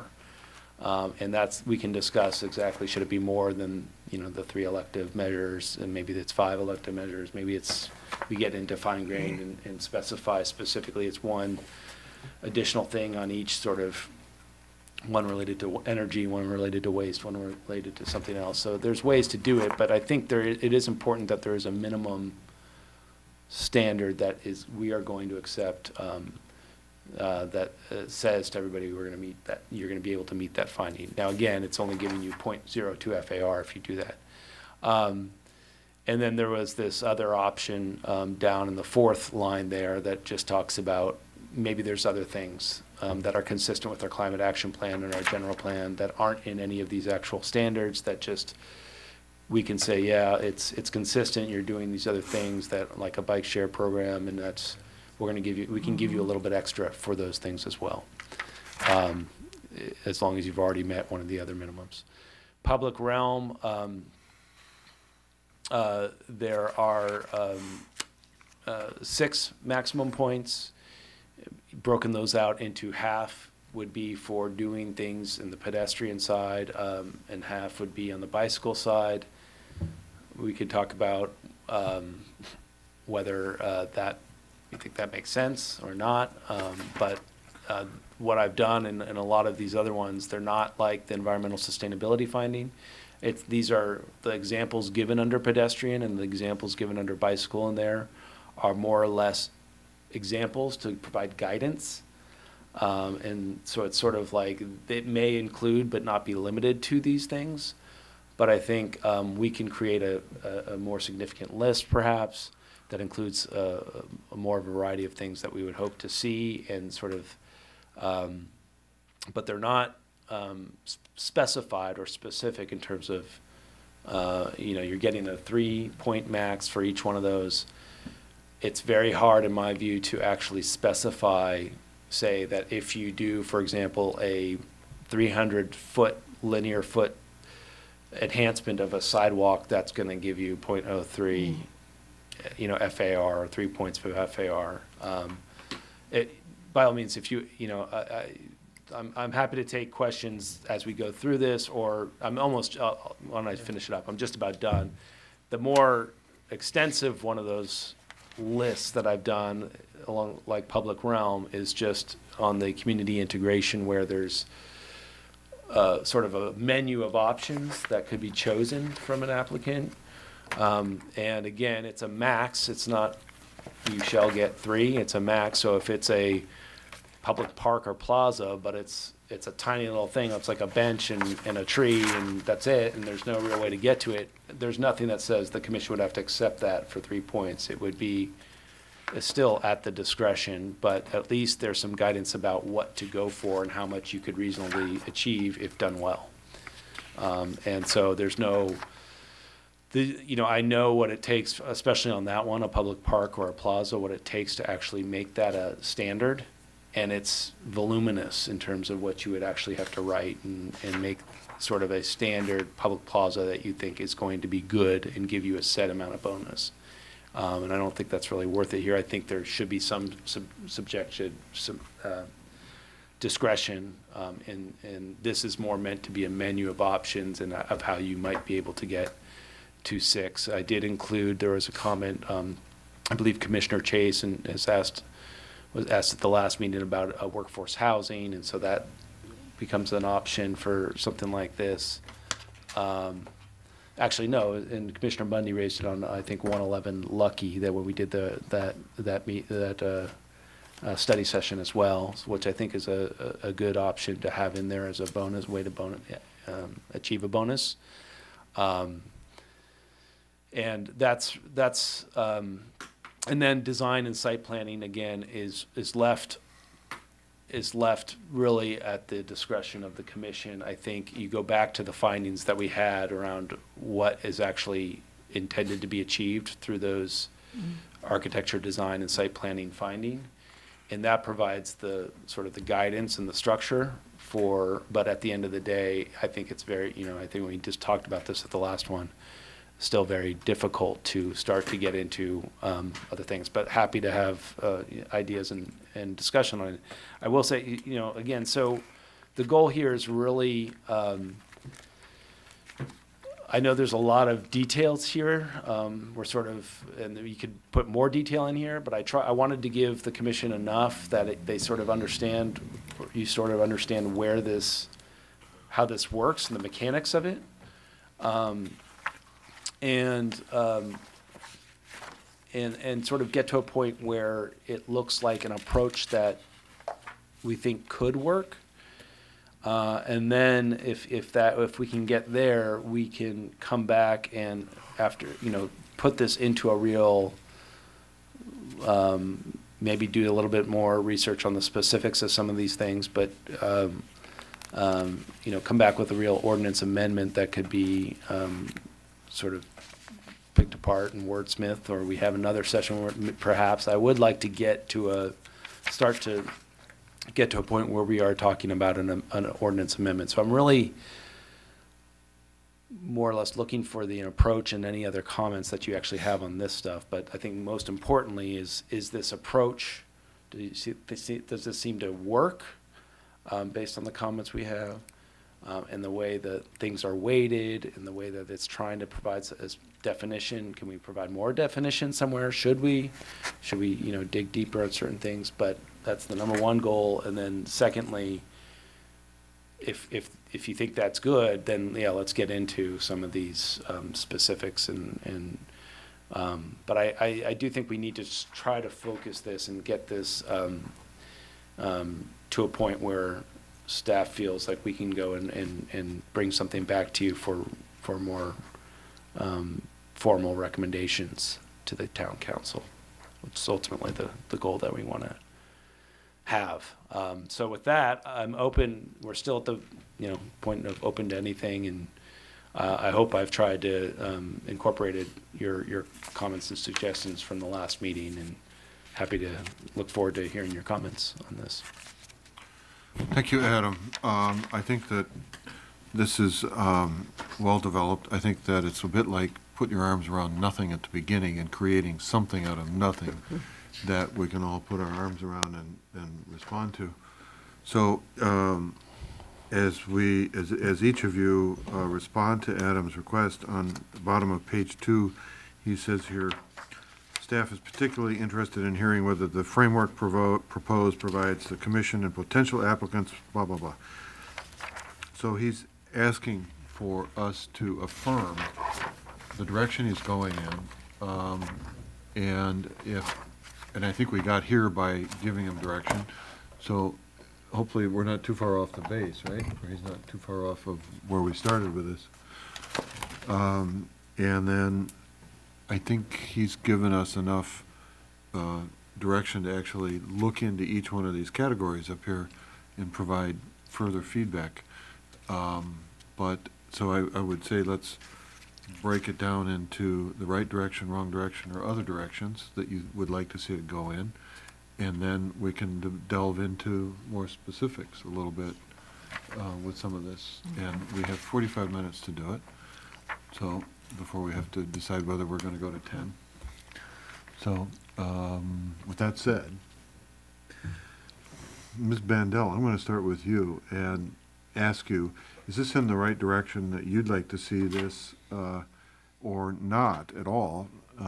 But I think we've said the town wants to incentivize and create some standards for this development. So you have to agree with some basic concepts here and presumptions. So hopefully, or you say whether you do or not, and what else you'd like to see addressed. So I think just on that page 2, I have a problem with the approach, and I think it's a good approach. I just have a bit of I'm uncomfortable just in the idea that, like, improve certainty and the project may reasonably expect. I think that putting it like that, giving someone a checklist, and they go down the checklist and say, okay, now I deserve point 2, now I deserve point 6, that adds up, and why aren't you people approving my project? It sort of, people come in with, it becomes, the expectation becomes an entitlement. If I do this, if I have a solar panel, I deserve to get point 6, and it maybe, I think one thing that would be useful is to sort of do a case study, run through a project sort of and put numbers, like the project we just saw, what numbers would we have assigned or given to that project? And I think it's a good way to do it, but I think it also has somebody with expectations that may be unrealistic, or it becomes entitlements, and I can see people saying, what can they reasonably expect? Well, reasonable, what's that word? Reasonable entitlement, reasonable expectation. I feel a little uncomfortable with that. I foresee unintended consequences of creating such a list of things. And somebody might say, well, I've got solar panels that powers the dog shed, but, so therefore I get my points. Exactly. We can talk a little more about a larger project that we've looked at as an example of where we might go with that.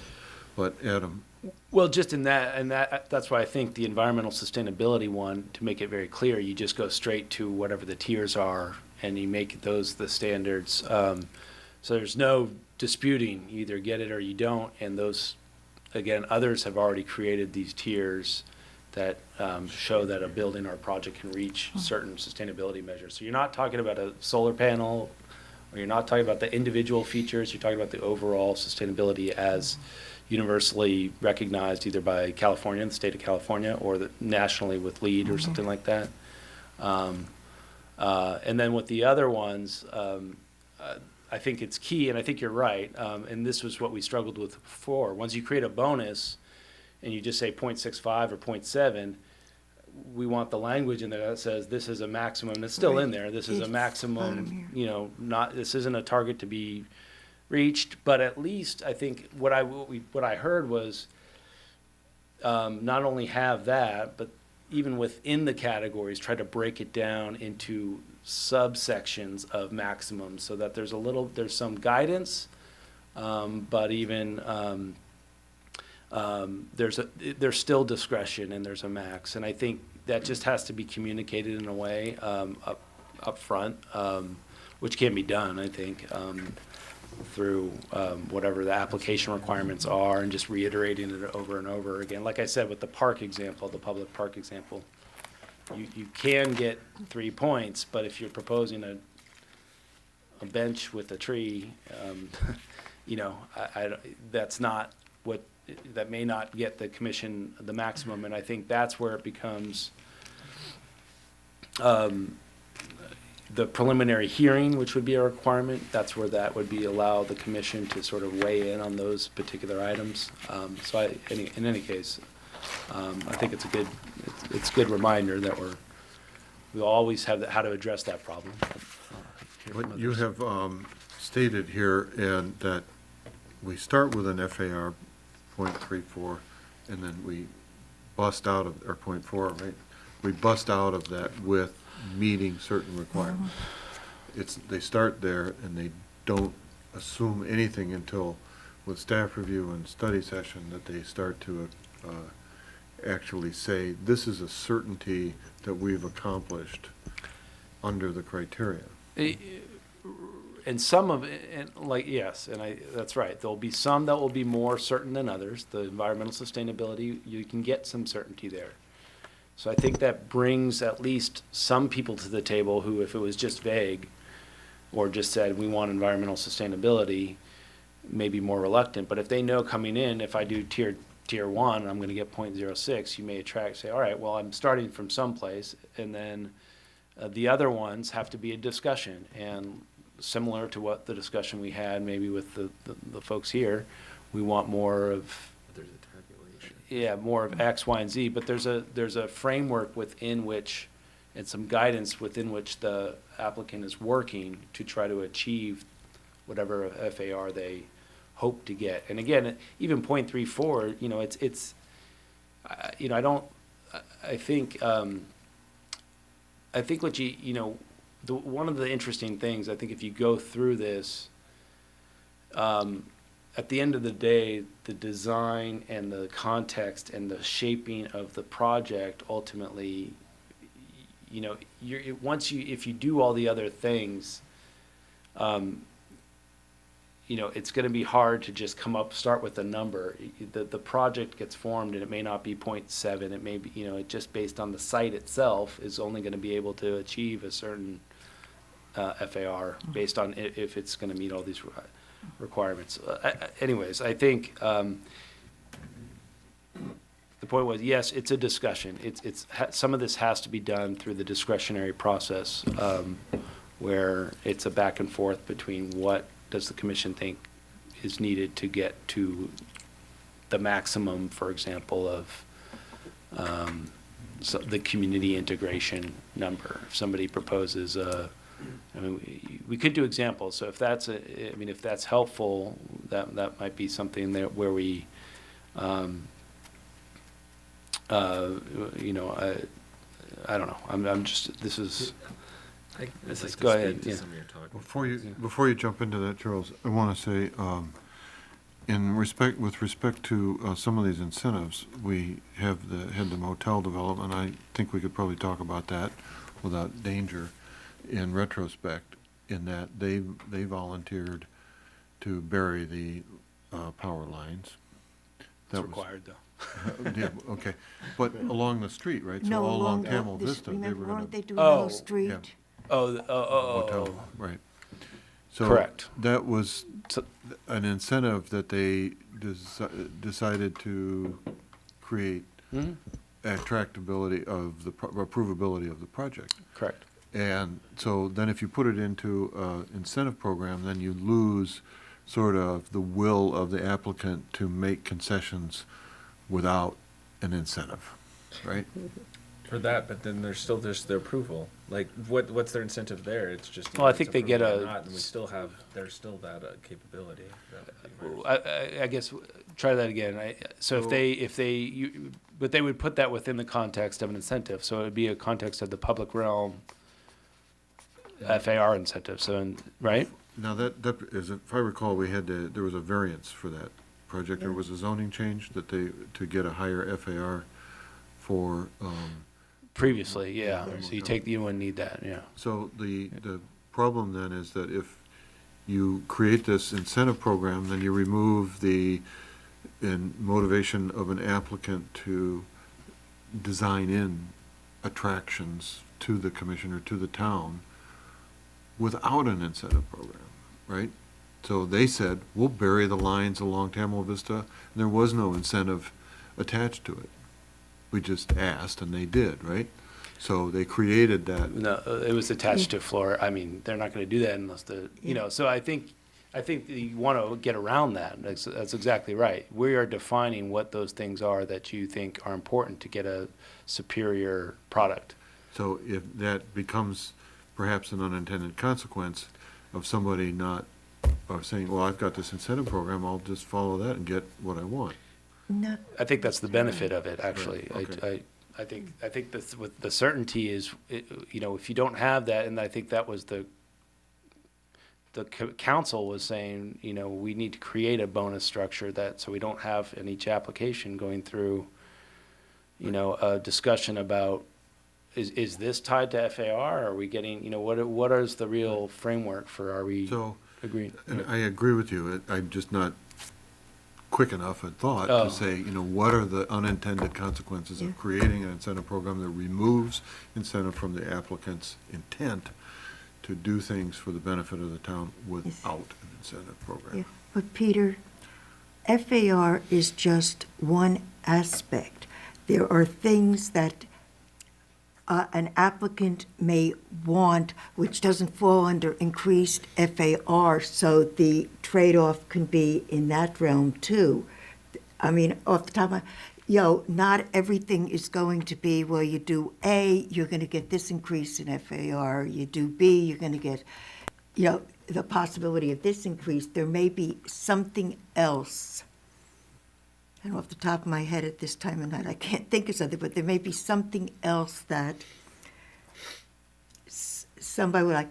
If going back, well, because of certain aspects of the environment, but if there was a pond on the property and there weren't all of these things having to do with the feds and the state and protecting that weed, whatever it was, that type of grass, to remove the pond.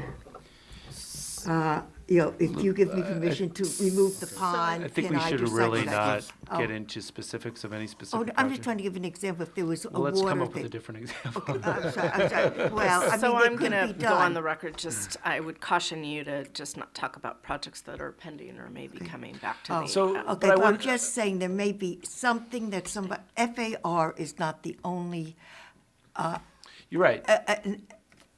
expanding the FAR allowed is not the only thing. So this is just one aspect, and there are other things that somebody, an applicant may want that would be that trade-off you're talking about that doesn't work. Trying to put it all So, into this box. Go ahead, Just, I Phyllis. mean, I'm sure Adam's gonna jump in, but keep in mind that the whole concept of, and the discussion with the council and the planning commission was to provide changes in the zoning ordinance to provide some sort of incentive and certainty for an applicant to bring, more quality projects, bring them with items that the commission and the council thought were important to the community.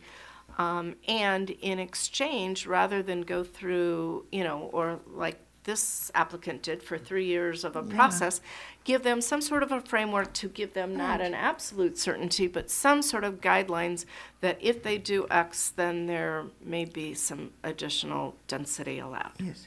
Or, Yeah, and I mean, I think we started, so there's recognition that hotels, if they're to be, redeveloped or built new in Corte Madera, probably are gonna need, on a large site, probably gonna need more than 0.34 FAR. So, but we don't want, we want quality projects for those, and that's really what we're trying to get at. So I think there is a direct relationship to sort of underground and utility, public realm. If you improve the public realm, let's say, and you're saying you're doing an underground utility project, that's really only going to be done, and you can only get 3 max, so 3 points on that, which equates to 0.03 FAR. If you got a 100,000 square foot site, that's going to give you 3,000 square feet of extra floor area that you can build, which is I don't know how many more hotel rooms that is, but 6. so maybe that equates, maybe that doesn't work. And that's where the real, I think, is that going to work or not, has to be sort of Right. Okay. dug a little deeper down into, but that's I think that's that's what staff will have to do a little bit more on that. But I'm trying to get at the approach. So there is a direct relationship to doing some of these things will get you more floor area, more rooms, more benefits, and in exchange, you're going to have to do something, whether it's the public realm or community integration or something like that. Okay. So, but yeah, please go. Hang Yeah. on. So I appreciate that, and we'll let Charles jump in here. So what I hear, and I think it's a very short sentence, is you really need wording that this is a bonus. It's not an approval. And when we do this, and I understand your concerns, right? It's giving. It's. Hello. Yeah. Hi. It's about giving away the farm, right? Like. It's not that, but I think it's very clear that this is a bonus structure, that there are ones that are basically not up for discussion. It's that there's a checklist. And just to address your comment, standard state forms for permitting and other processes with the government have checklists for sustainable requirements where I go and I give the spec and I give different things in the fill-in boxes, and it gives me certain bonuses, right? It doesn't mean that the permitting official is going to approve it or the planning official is going to approve it. It means that that's what I say it's going to be, right? And so I guess what I was getting at is that, number one, I think in any of these instances, code minimums should not be a reward because they're just code minimums. They're already part of the project. So you need to understand what a bonus is versus a code compliance. I think I think that the design and site plan. So one thing that's really good is by saying that they're going to come in for a study session, and what we talk about in the study session is focused. is things like design and site plan. So there's 12 points. So do they come with a list of, hey, you know, these are the things that we think we've done above what any normal hotel in any other community would do, and we negotiate. So the idea is that we give them some kind of, hey, you know, we accept that these are important, or we tell them, no, go back. That one isn't really something that we think is a valuable architectural asset. So in the end of the study session, that 12 points or less or whatever they want to go for has been discussed. And it still doesn't mean that we've bought in. It just says, yeah, we're interested in that or we're not, so that they understand. And I think you could also do that with, you know, the public realm, and it also gives the public the ability to understand what really truly is the public amenities that are being offered or understood by the applicant. And then they can speak to those as the public, right, on those points if they would like. I guess for me, one of the things is I felt like the public integration one was the weakest right now. I didn't like the weighting, number one. I feel like pedestrian pathways and pedestrian integration by its very nature opens up bicycles. So by weighting bicycles, and then also the nature of hotels and current, you know, nobody's going to ride their bike over from Mill Valley and stay in the hotel. So it's just like what, you know, maybe there's people that stay here and then go into the mountains for the day and stuff like that. But personally, I wouldn't weight bicycles even to pedestrians. I would heavier weight pedestrians. But at the same time, I would say the public realm, as laid out here, is I would reduce its overall impact and give those points over to the public, because I feel like that's a full page list of really critical and important things that I think are great for the community. And now seeing it and spelling it out and investigating it, I would change and reward that more, because I think the community and everybody would benefit more from that. And just making it accessible to pedestrians and bicycles is a better business model. So I don't think we need to like encourage them to do it. You know, that being said, you know, but that's my personal opinion. But in general, to go back to, did the framework show up the way that we'd talked? It's absolutely exactly what we talked about, and I appreciate that through a loose-ended discussion about where are we and what do we really want to do, you've come together with a pretty precise kind of direction, and it's only going to get better. And I think it's going to make, I actually like went through the process of, okay, someone comes in for a review, you know, are these talking points good ones? Do we touch on this all the time? Will it give us some focus and direction? But I also wanted to talk about what these two were getting at, which is, I do think it's a bonus. It's not a condition of approval. And ultimately, what you were talking about is there's still findings that need to be made. And, you know, whether it's a blimp or it's a balloon, birthday balloon, if it's the wrong color for the town, it's the wrong color. Or, you know, so there's still a lot of oversight of the planning commission and, you know, the town council to basically say this isn't right. It just means how big it is. And I really don't think big is tied to many of the findings. The FAR is just like a way to make it financially feasible for the and incentivize. So that's, I would, you know, if we can have more writing that really makes that clear about what the goal is and that kind of stuff, maybe that would help. Because that's why everyone's fearing it, is because it's not clearly defined enough about what the real intention is. Okay, that's helpful, thanks. Okay. I guess one comment, it may be helpful to understand, because I think, and this is maybe is what I was trying to say before about the architecture site plan, because almost in the sense you have to kind of start there, right? That's going to be a finding no matter what, and remember, you got to make all 4 findings. So to get any of this bonus, you're still going to have to meet 1, 2, 3, and 4 of these design principles in some manner. And if you're not respecting your site constraints, if it's too big and out of scale, you're not going to get any, you can't do it. So you almost start in a way with the architecture design, and that's going to determine ultimately what you're seeking with the rest of it, you know.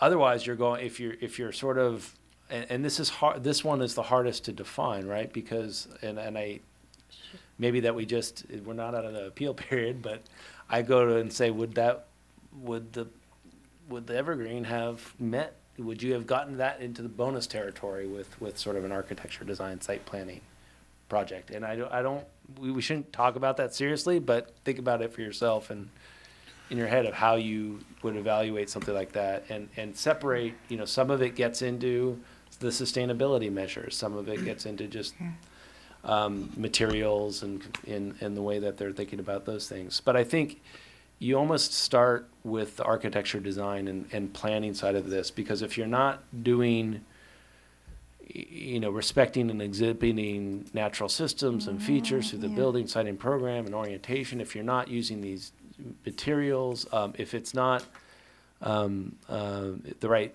if you look at even the heading of that, it has to provide a significant contribution to the aesthetics of the town's built environment, integration with natural features consistent with the following. I think there's a scale component there somewhere. If there's not, we should probably there's already in the regular design reviews, but you know what I'm saying? It's that's got to work. And if you don't have a project that works there, the rest of it's not going to really matter. You're not going to go get the bonus, So starting there may actually, if you have a structure and the size that's going to work, that equals X floor area within the 0.65 or 0.7 that is the max, then you can start to build in and layer on all these other components which don't, which ultimately are external to the actual structure itself. That's one way to think about it. Okay, that, I agree, and before I ask Dr. Bundy about his input here, getting to these basic components of good architecture, design, and site planning, what we've been trying to say is where you have to walk in the door with that. And then if you walk in with a gray box and then improve it from there, then so it's like start with innovation and good design, and then get to additional architecture, design, and site planning elements. How do we define that? The problem is it's subjective, and then when we get down to the wire, when we're saying, how do we reject this application because it doesn't meet the criteria, we're looking through the general plan, trying to find all of this specificity for architecture and design, and that's where we want to then have something added to the general plan that talks about architecture and design. Then we get to bonus points. So if you had a Scandinavian design application, they walked in with good design, there was no incentive there. They just had good design. Right.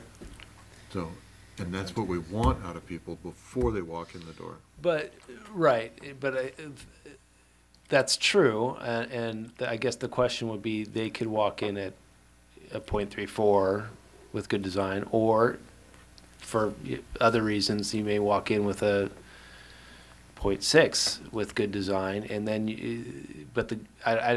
it's still got to work with the site. It's still got to fit, and it may not. You may not be good design because it doesn't fit the site. So at some point, I think these site constraints and scale and massing and all those things start to dictate ultimately how much you're going for here. And it may be that you're limited in the amount of total FAR you can actually achieve. So, Bob, you've been patient and quiet, and I'm really curious what you have to say. Adam, I think you've done a good job working on this to try to create some incentives for good design and all the other amenities. In contrast, it seems like the surrounding communities have allowed 0.6, 0.8, 1.0 with none of this. Right. They just come in and either say, I like it or I don't like it. I think the unintended consequences are that it's harder work for the staff and it's harder work for the commission to sort through these things to try to come up with what we feel is going to be acceptable, where we could give them that much bonus if they do everything right and have all these other amenities in there. The issue with the pedestrian and bike component of it, I think, is not so much for pedestrian and bike to the location necessarily, but make sure that the streetscape is really nice, that they maybe do something to contribute to the bike lane that enhances that, as opposed to just, putting a couple of bike racks in and things like that. So I think we're on the right track. I think what you've come up with is really good. I think the devil is in the details from the standpoint of how well we're able to administer and work through the approval process on whatever projects come before us. Right. Thank you. Yeah, and I think to that end, I think you're right. That's always going to be challenging. I think one of the goals with this process is making it better than it was in the past. And I think trying to get at some of these, at least guidelines and examples and samples, at least direct an applicant and the commission to sort of agree that these are components of a good project without having to sort of guess at that, or through through a sort of not having that guidance in the text to begin with. Yeah, so your points, I think, cover a lot of ground, right? Within each of these categories and the elements of point system, they do cover a lot of ground, and your findings where you list out some of these things are all the things we've been talking about. What I foresee as an applicant comes in the door with a wide range of possibilities, and the idea is to funnel them down into these more specific categories, rather than having an applicant walk in the door with a very narrow range of elements, and then it has to expand out right into this list. So the idea is to simplify it, funnel it, and create identification, and the ordinance has to steer them into behavior of the design to really satisfy these things. And that's where quantifying these elements, in terms of percentage of solar panels, percentage of blah, blah, blah, gray water, I mean, there's a lot of elements here that you could find different ways of designing. If you're talking about bicycle ped stuff, you almost have to start mentioning all these things that we've heard over the last 2 or 3 years. And Bob just mentioned, is there a bike lane out front? Is there a program for employees to bike to work? Is there a contribution to a future public transit plan? All these things start to get complicated in the details, as he says, that it can get. But the idea is that when they walk in the door and they sit down before us, it's in the box. Yeah, I think that's an important point, is that the expectation is that an applicant seeking a bonus would come in with these things to offer from the get-go. Yeah. And built into a potential project, rather than sort of extracting that out as you go along. And Which is what we've tried to do, Yeah. and that's painful. Yeah. So in a way, And it still may be some of that, but the starting point is much further down the road. Right. And to that point, it clarifies it for the applicant. At least I think that's what this does, and says, here's your opportunity in Corte Madera. So we all know what the properties are, and there's not a lot of them, but they have certain problems with each one that these things could address. Mhm. And it would be great to have the next one come in the door with this stuff thought up, rather than an applicant saying, what do I need to do? Yeah. It's stated. So, what I'm hearing from everybody up here is that Adam's on the right track, pretty much. Do we feel like we'd want to give him any guidance for more specificity at this point? Or, Adam, do you think you want to drive into it a little further? No, I mean, I think I heard from Commissioner Lee a little bit about the weighting, and is that kind of right? It sounds like Commissioner Lee would sort of give 3 points of the public realm over to the community integration, so it's more like a 12-9-3. If you're looking at the text, there's something like that. I'd be interested in hearing if that I do, is that consensus? I do think that the idea of the public realm, and it's not, maybe there's more meat, and I'm sure there is more meat that could be added to the types of things, but it is sort of like over and above the standard sidewalk improvements you're gonna have to do. It could be a contribution to a dangerous intersection down the way that otherwise is not required through like a mitigation measure or something like that, or a specific request to, put in a bike lane where there isn't one that's part of our bike ped master plan or something like that. So it's, all of it, I think, what you get to is gonna be the conversation of, well, how many points do I get for that, and what does that look like? And I think, so you get a mini discussion around that. You do each one of these little topics potentially, but you're really talking about, at the end of the day, a relatively, small piece here and there. So you're not, and you can argue over. I mean, they're going to look at it from, well, how much does 3 points get me in terms of additional square footage, and what's that value versus how much I'm going to put in over here. So. But that's okay. I mean, that's I think a reasonable point. But I think a good applicant will holistically look at the big picture here, what everyone's asking them to do, and there may be, again, the bonus. No one's going to do it if the bonus really doesn't offset all of the costs in some fashion. But at least there's something that's being done and thought about outside of. One thing I heard you say, and I've heard the commission kind of talking about, is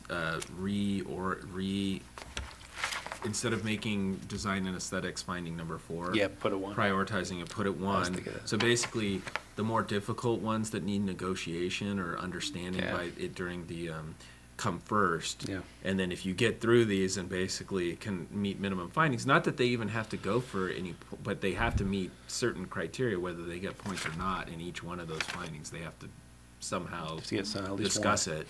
Right. But then, then finally you get to environmental sustainability, and it's like whichever tier you wanted to go for, or whatever it is that we incentivize, those ones, and so it's still about a process, and it isn't when they come for approval.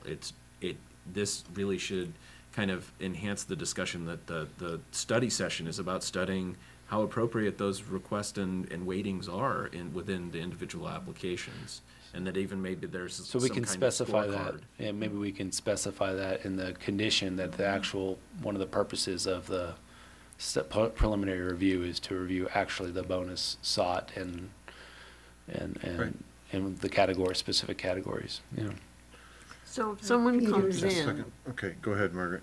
so if someone comes in, I mean, I'm just trying to see how this works. Someone comes in with a design for a motel, and they come in, with a basic design, meeting the minimum standards, the 3.4, whatever, and then say they want to, I'm not saying this right.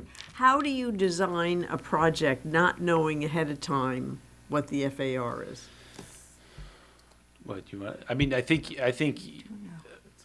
you come in, if you're going above. First off, if you're exceeding 0.34 and you feel that's what is needed to make a viable project financially, the first thing you're going to do is come up with, look at your site, get an architect on board, and he's going to go and look at these findings, architecture, design, and site planning, and say, all right, I gotta do something that's pretty special here that's going to meet all these things. And I'm hearing that maybe we want to add a little bit more to these findings as well, just because these are ideas more or less, but they come in and they say, all right, well, I'm going to, based on what my site allows me and respecting whatever natural features are around, or, respecting the context of where I'm in, it looks like I can design a great building that accomplishes all these design principles. And you know what? It's, even if I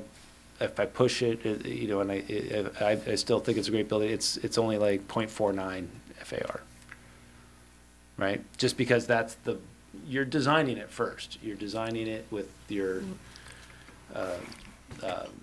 setbacks and the quality and whatever the, high quality architecture and the thoughtful site plan demands. And that may not be going up 6 stories or whatever, or 4 stories or whatever it is. 6 is you're not gonna do, but it would, even 4, so and that's the first conversation that you have when you walk in the door for that preliminary discussion with the commission. First, it's actually a community meeting would be required, so you go and talk about this with the community. Then that feedback from the community comes into the preliminary meeting, review with the planning commission, and probably the first thing they're gonna do is like, am I good enough of a design? And I thought he's gonna talk about the thoughtful process they've gone through, and we've heard some good presentations from architects about what that looks like and feels like. Am I meeting the commission's standards for these findings, with that, that's only going to give you, again, that's only one of the findings. So if it's sort of like, yes, you're on the right track, keep going with that, then the next time you see it, you're going to fill in the other things as well, the sustainability measures, the public amenity is going to come in, that's one way of doing it, or they come in all at the same time with all those other things, sort of a plan to get to 0.49 FAR. I feel like if they're gonna go talk to the public, Yeah, that they should probably talk Ask about which amenity I should get. Yeah, here's the ones that we're interested in as a hotel chain. Like which of these would you really want to see? Yeah, exactly. They should That's start having discussions about all these I think points. that's a great point. In that one, and then when they come to us, then it's another further development and like. But it gives them at least a trajectory of discussion points instead of just, throwing out the food and hearing random comments from the public. Go ahead. So just briefly to add on to Adams and address Commissioner Bendel's comments, I think what you should expect and what happens at a preliminary review is that the project is designed. I mean, it may not have it won't have all of the architectural sheets, and it won't necessarily spec out to each level of detail for a completed project that you saw tonight. But it comes in and it asks, and it has bonus FAR. And the purpose of the preliminary review is to have that discussion with the Planning Commission and the public saying, here are what we think are the excellent design standards, the amenities, and we just need confirmation that actually gets us, that it meets your standards and it gets us the extra bonus. So it's already designed. It's not like a box that they're adding to. It's that the commission's goal might be to take that entire design project and then say, yeah, well, you might not get the excess FAR for this feature. So it's more like you'd be subtracting, not adding, if that's helpful or not. Yeah, so I'm just going to say that there have been applications that have come through to the community at exceedingly high FAR, and then they did not get to the town with that FAR because the community and any preliminary information that they got said, no way. So that's where it's sort of, they have to use their head, they're design professionals, they take the risk, and I think they have to conform to it a little bit. Phyllis. Okay, a couple of things. One, the last paragraph on the last page, Correct. I think it's very clear that the maximum FAR for hotels allowed in this section is not intended as a target to be achieved, but rather the maximum allowable for any lot, which is, the idea that we've said there's no assumption that a project requiring no variances should be approved. I mean, look how many applicants stand up and say, well, I have no variances, so I expect approval. That's not quite how it works, and I think you've done this. I think you've done an outstanding job. You could see all the work that's gone into it. If I may make a couple of, you talked about, and I agree 100%, that design and site planning is like the first step. It's kind of the core, almost if you're looking at concentric circles, and that's the core and things, blah, blah. I would not list it as last, but as first. Okay. I think that makes a difference. I also think, where you say 12 maximum, and I realize you've written things into the findings where you're giving point, the way you've outlined it, the elements of good design that I worked on with Peter months ago really are things you can use, like have a direct relationship with the natural features or landscape in which they exist. And then it talked about using materials and siding that respect and utilize the Yeah, environment, which, I mean, I- those could be listed with, I as you actually listed tried these to do others. that. I reworded them a little bit, but I did like the B one is, I Yeah, think, you did a lot directly- of it, but I'm saying you could list Okay. it here, the way you've listed these as little phrases. Oh, I see. You see what I'm saying in here? You just say 12 maximum, and I think you should I see. just Yeah, okay. spell it out. Yes, you did put it in the findings. Okay. And I think one of the things, it gets implied, but it doesn't get said enough that, you know, we all accept the fact that the applicant has property rights and stuff like that. But the project, the impact of the project upon the concerns and needs of the neighbors in the community, I think is very important. You know, that we look at this is how the, you know, we have these public hearings where the community speaks, and I think the applicant has to know it's important to respect those concerns. But as I say, the two main things would be moving, you know, design and site planning is the first one, and then having some phrases underneath. Okay. And, I mean, I think you still have a copy of this. If not, I have a Absolutely. whole bunch of them. But I also think that applicants, not only for hotels, but since we're talking about hotels, have to understand, even when they're not coming in for an expansion of the FAR stuff, they must meet certain requirements. You just don't come in and say, well, because I want 5.9, I'll do this. We have certain minimum requirements, whether they're the aesthetic ones or not, that are our expectations.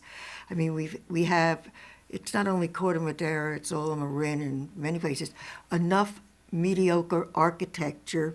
We do not want buildings, and especially hotels, that look like they can be set down in Iowa or Pennsylvania or Texas or wherever. We want things that fit our community and the aesthetics of it, the look of it, the materials in used, everything, just like, you know, they changed the budget in the new thing from the palms to the evergreens. Evergreens is more Northern California and stuff, where you think of palm trees is Southern California. We want, you know, landscaping and stuff, all this that fits into the community, that fits into the environment, and fits the contours of the environment. They're not a bunch of square, flat lots, and that gets missed too many times. Okay. Thanks.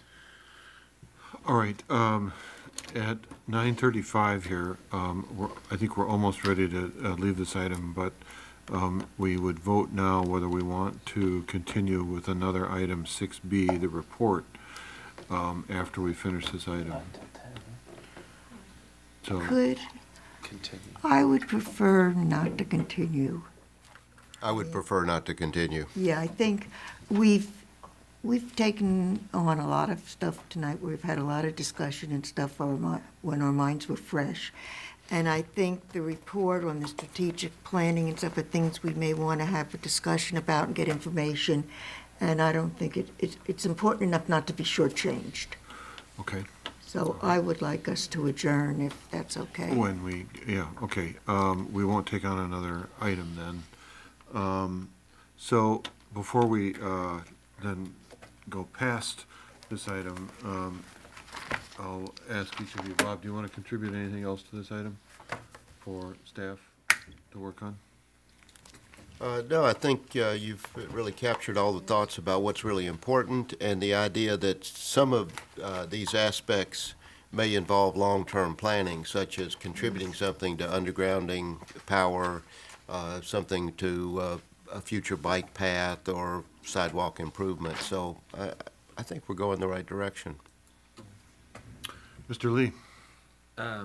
Yeah, I'm good with you, and I think Bob's point is really good. If you can engage maybe the public works director and the town manager to understand other incentive programs that they would like to see maybe implemented is a great suggestion. But in general, I just want to see it continue to develop because I think it's going to make our lives more complex, but also a little bit more straightforward in our process, and I think that would be good. So. Margaret, how do you feel about that? You seem to be trying to grasp this, and I think you've got it. I'm but- just trying to see how it would work. I guess I need a case study. Well, they're gonna print up a beautiful brochure that's gonna guide the applicant.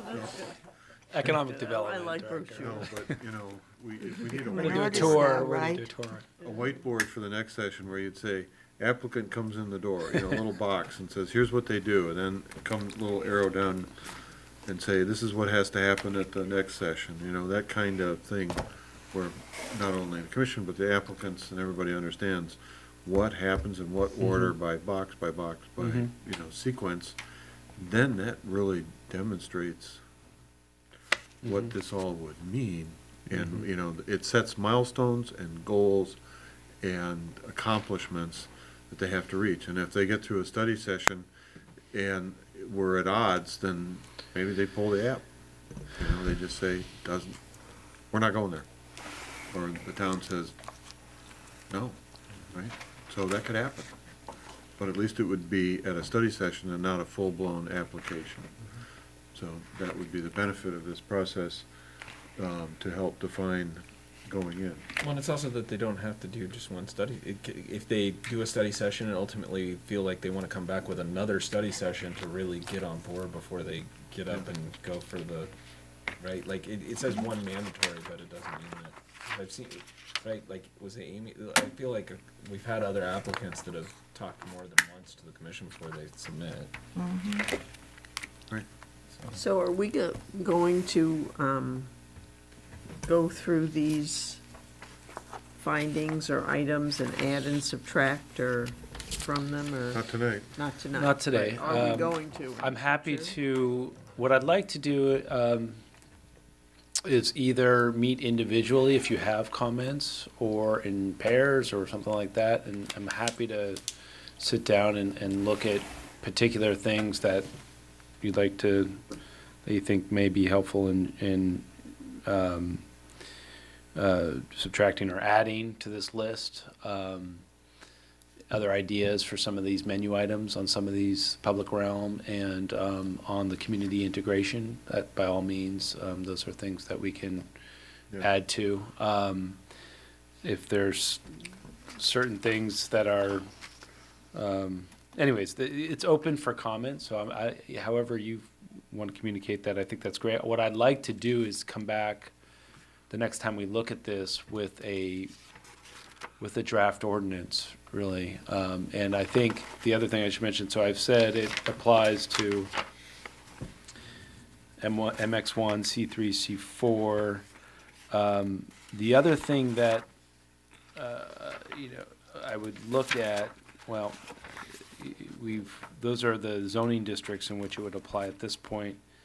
And I'm sort of, the only other thing I was considering, based on a discussion with Phil earlier today, and he said, well, why didn't you include C2? That's currently allowed for a conditional use permit. And it was a good question. I haven't thought it through, but it was, those are the town center and the village are those zoning districts. And so it may make sense to actually include that as well. I just hadn't thought it through, but it came up today when Phil and I were discussing this. They are already allowed to have hotels currently. It's just a conditional use permit. So they have a different FAR scheme already currently in those areas, or at least the village does, obviously. So it's not like an individual parcel getting a bonus up to 0.6, so I'd have to think about that a little bit more. But that may be another thing that when we come back with an ordinance, I'll have something to say on that a little bit more It's going to be definitively. called Macy's Hotel. Possibly. With all the knows? stores that are getting vacated throughout the okay. US, it's So, surprising. in any Good. case, yeah, I'd like to come back with a draft, and you'd see a lot of this language and all, it'd have to be included in each of these, it may not, it might be a separate whole, Yeah, okay. I'll figure out where it would So, be inserted, but you'd That's see it. it in an It'll be ordinance up form. to each individual commissioner to contact Adam for further We're not on discussion. yeah, and I'm not looking, it's not gonna be like November or December, really, in all honesty. We're not making the second, meeting in December is we're gonna cancel. It's on Christmas Day. Good. The first one, I'm not gonna be here in December, and the next one's in 2 weeks. So we're looking Yeah. at, that's the general timeline, so you have some time to come. I just have. I think it's, Second. Okay, go ahead, Phyllis. yeah, I think it's important that you add something, just like you say, the maximum allowed, that it is made clear, and I'll use this as the example, we did not accept the original applications. We had certain requirements and certain things we wanted is for the aesthetics, that hotels that are at 3.4, 0.34 have to meet certain basic requirements. I mean, we're assuming that people know that, but sometimes you've got to put it in writing for them to really get it. Well, and I think that's a good point. Just because you're making all these higher standards for the bonus doesn't mean that we're not, anything that's not seeking that bonus is going to be acceptable Yeah. if it's not So I that good. It just just means. put a statement into that So there's we've said certain. that between four of us here in different ways, so that is Yes. really important. Yeah, but we get it, and we talk about it, but sometimes people have to see it in writing in front of them, or they don't get it. So my only other thing is the 1 acre. We haven't discussed it much, and The I. what? The, One- the, one the acre requirement minimum. that it needs to be 1 acre or more. Oh, okay. Because I would really like to understand in those zoning districts that you just identified. lots. Which lots those would be. Yeah, absolutely. And honestly, like in the ordinance, I would put an overlay of the lots that it applies to instead of just the overall zoning, just to really be.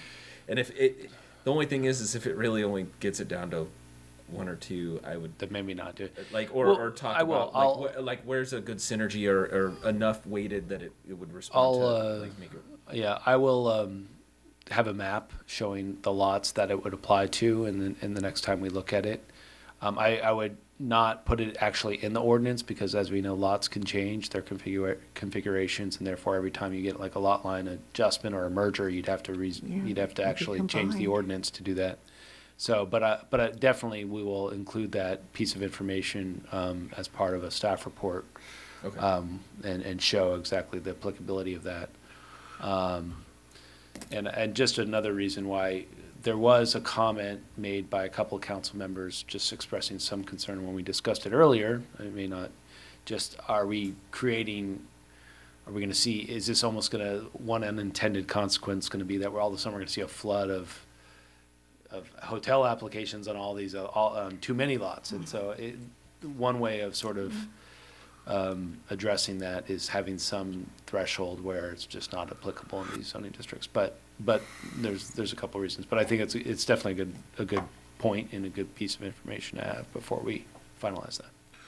Mr. Brown has, and Todd have definitely charged the town direction, with public works programs and assigning dates and a list of things that they intend to accomplish over a period of time, right? It's much more definitive than it used to be, and now they're assigning budget numbers to it, and everybody's going, oh my God.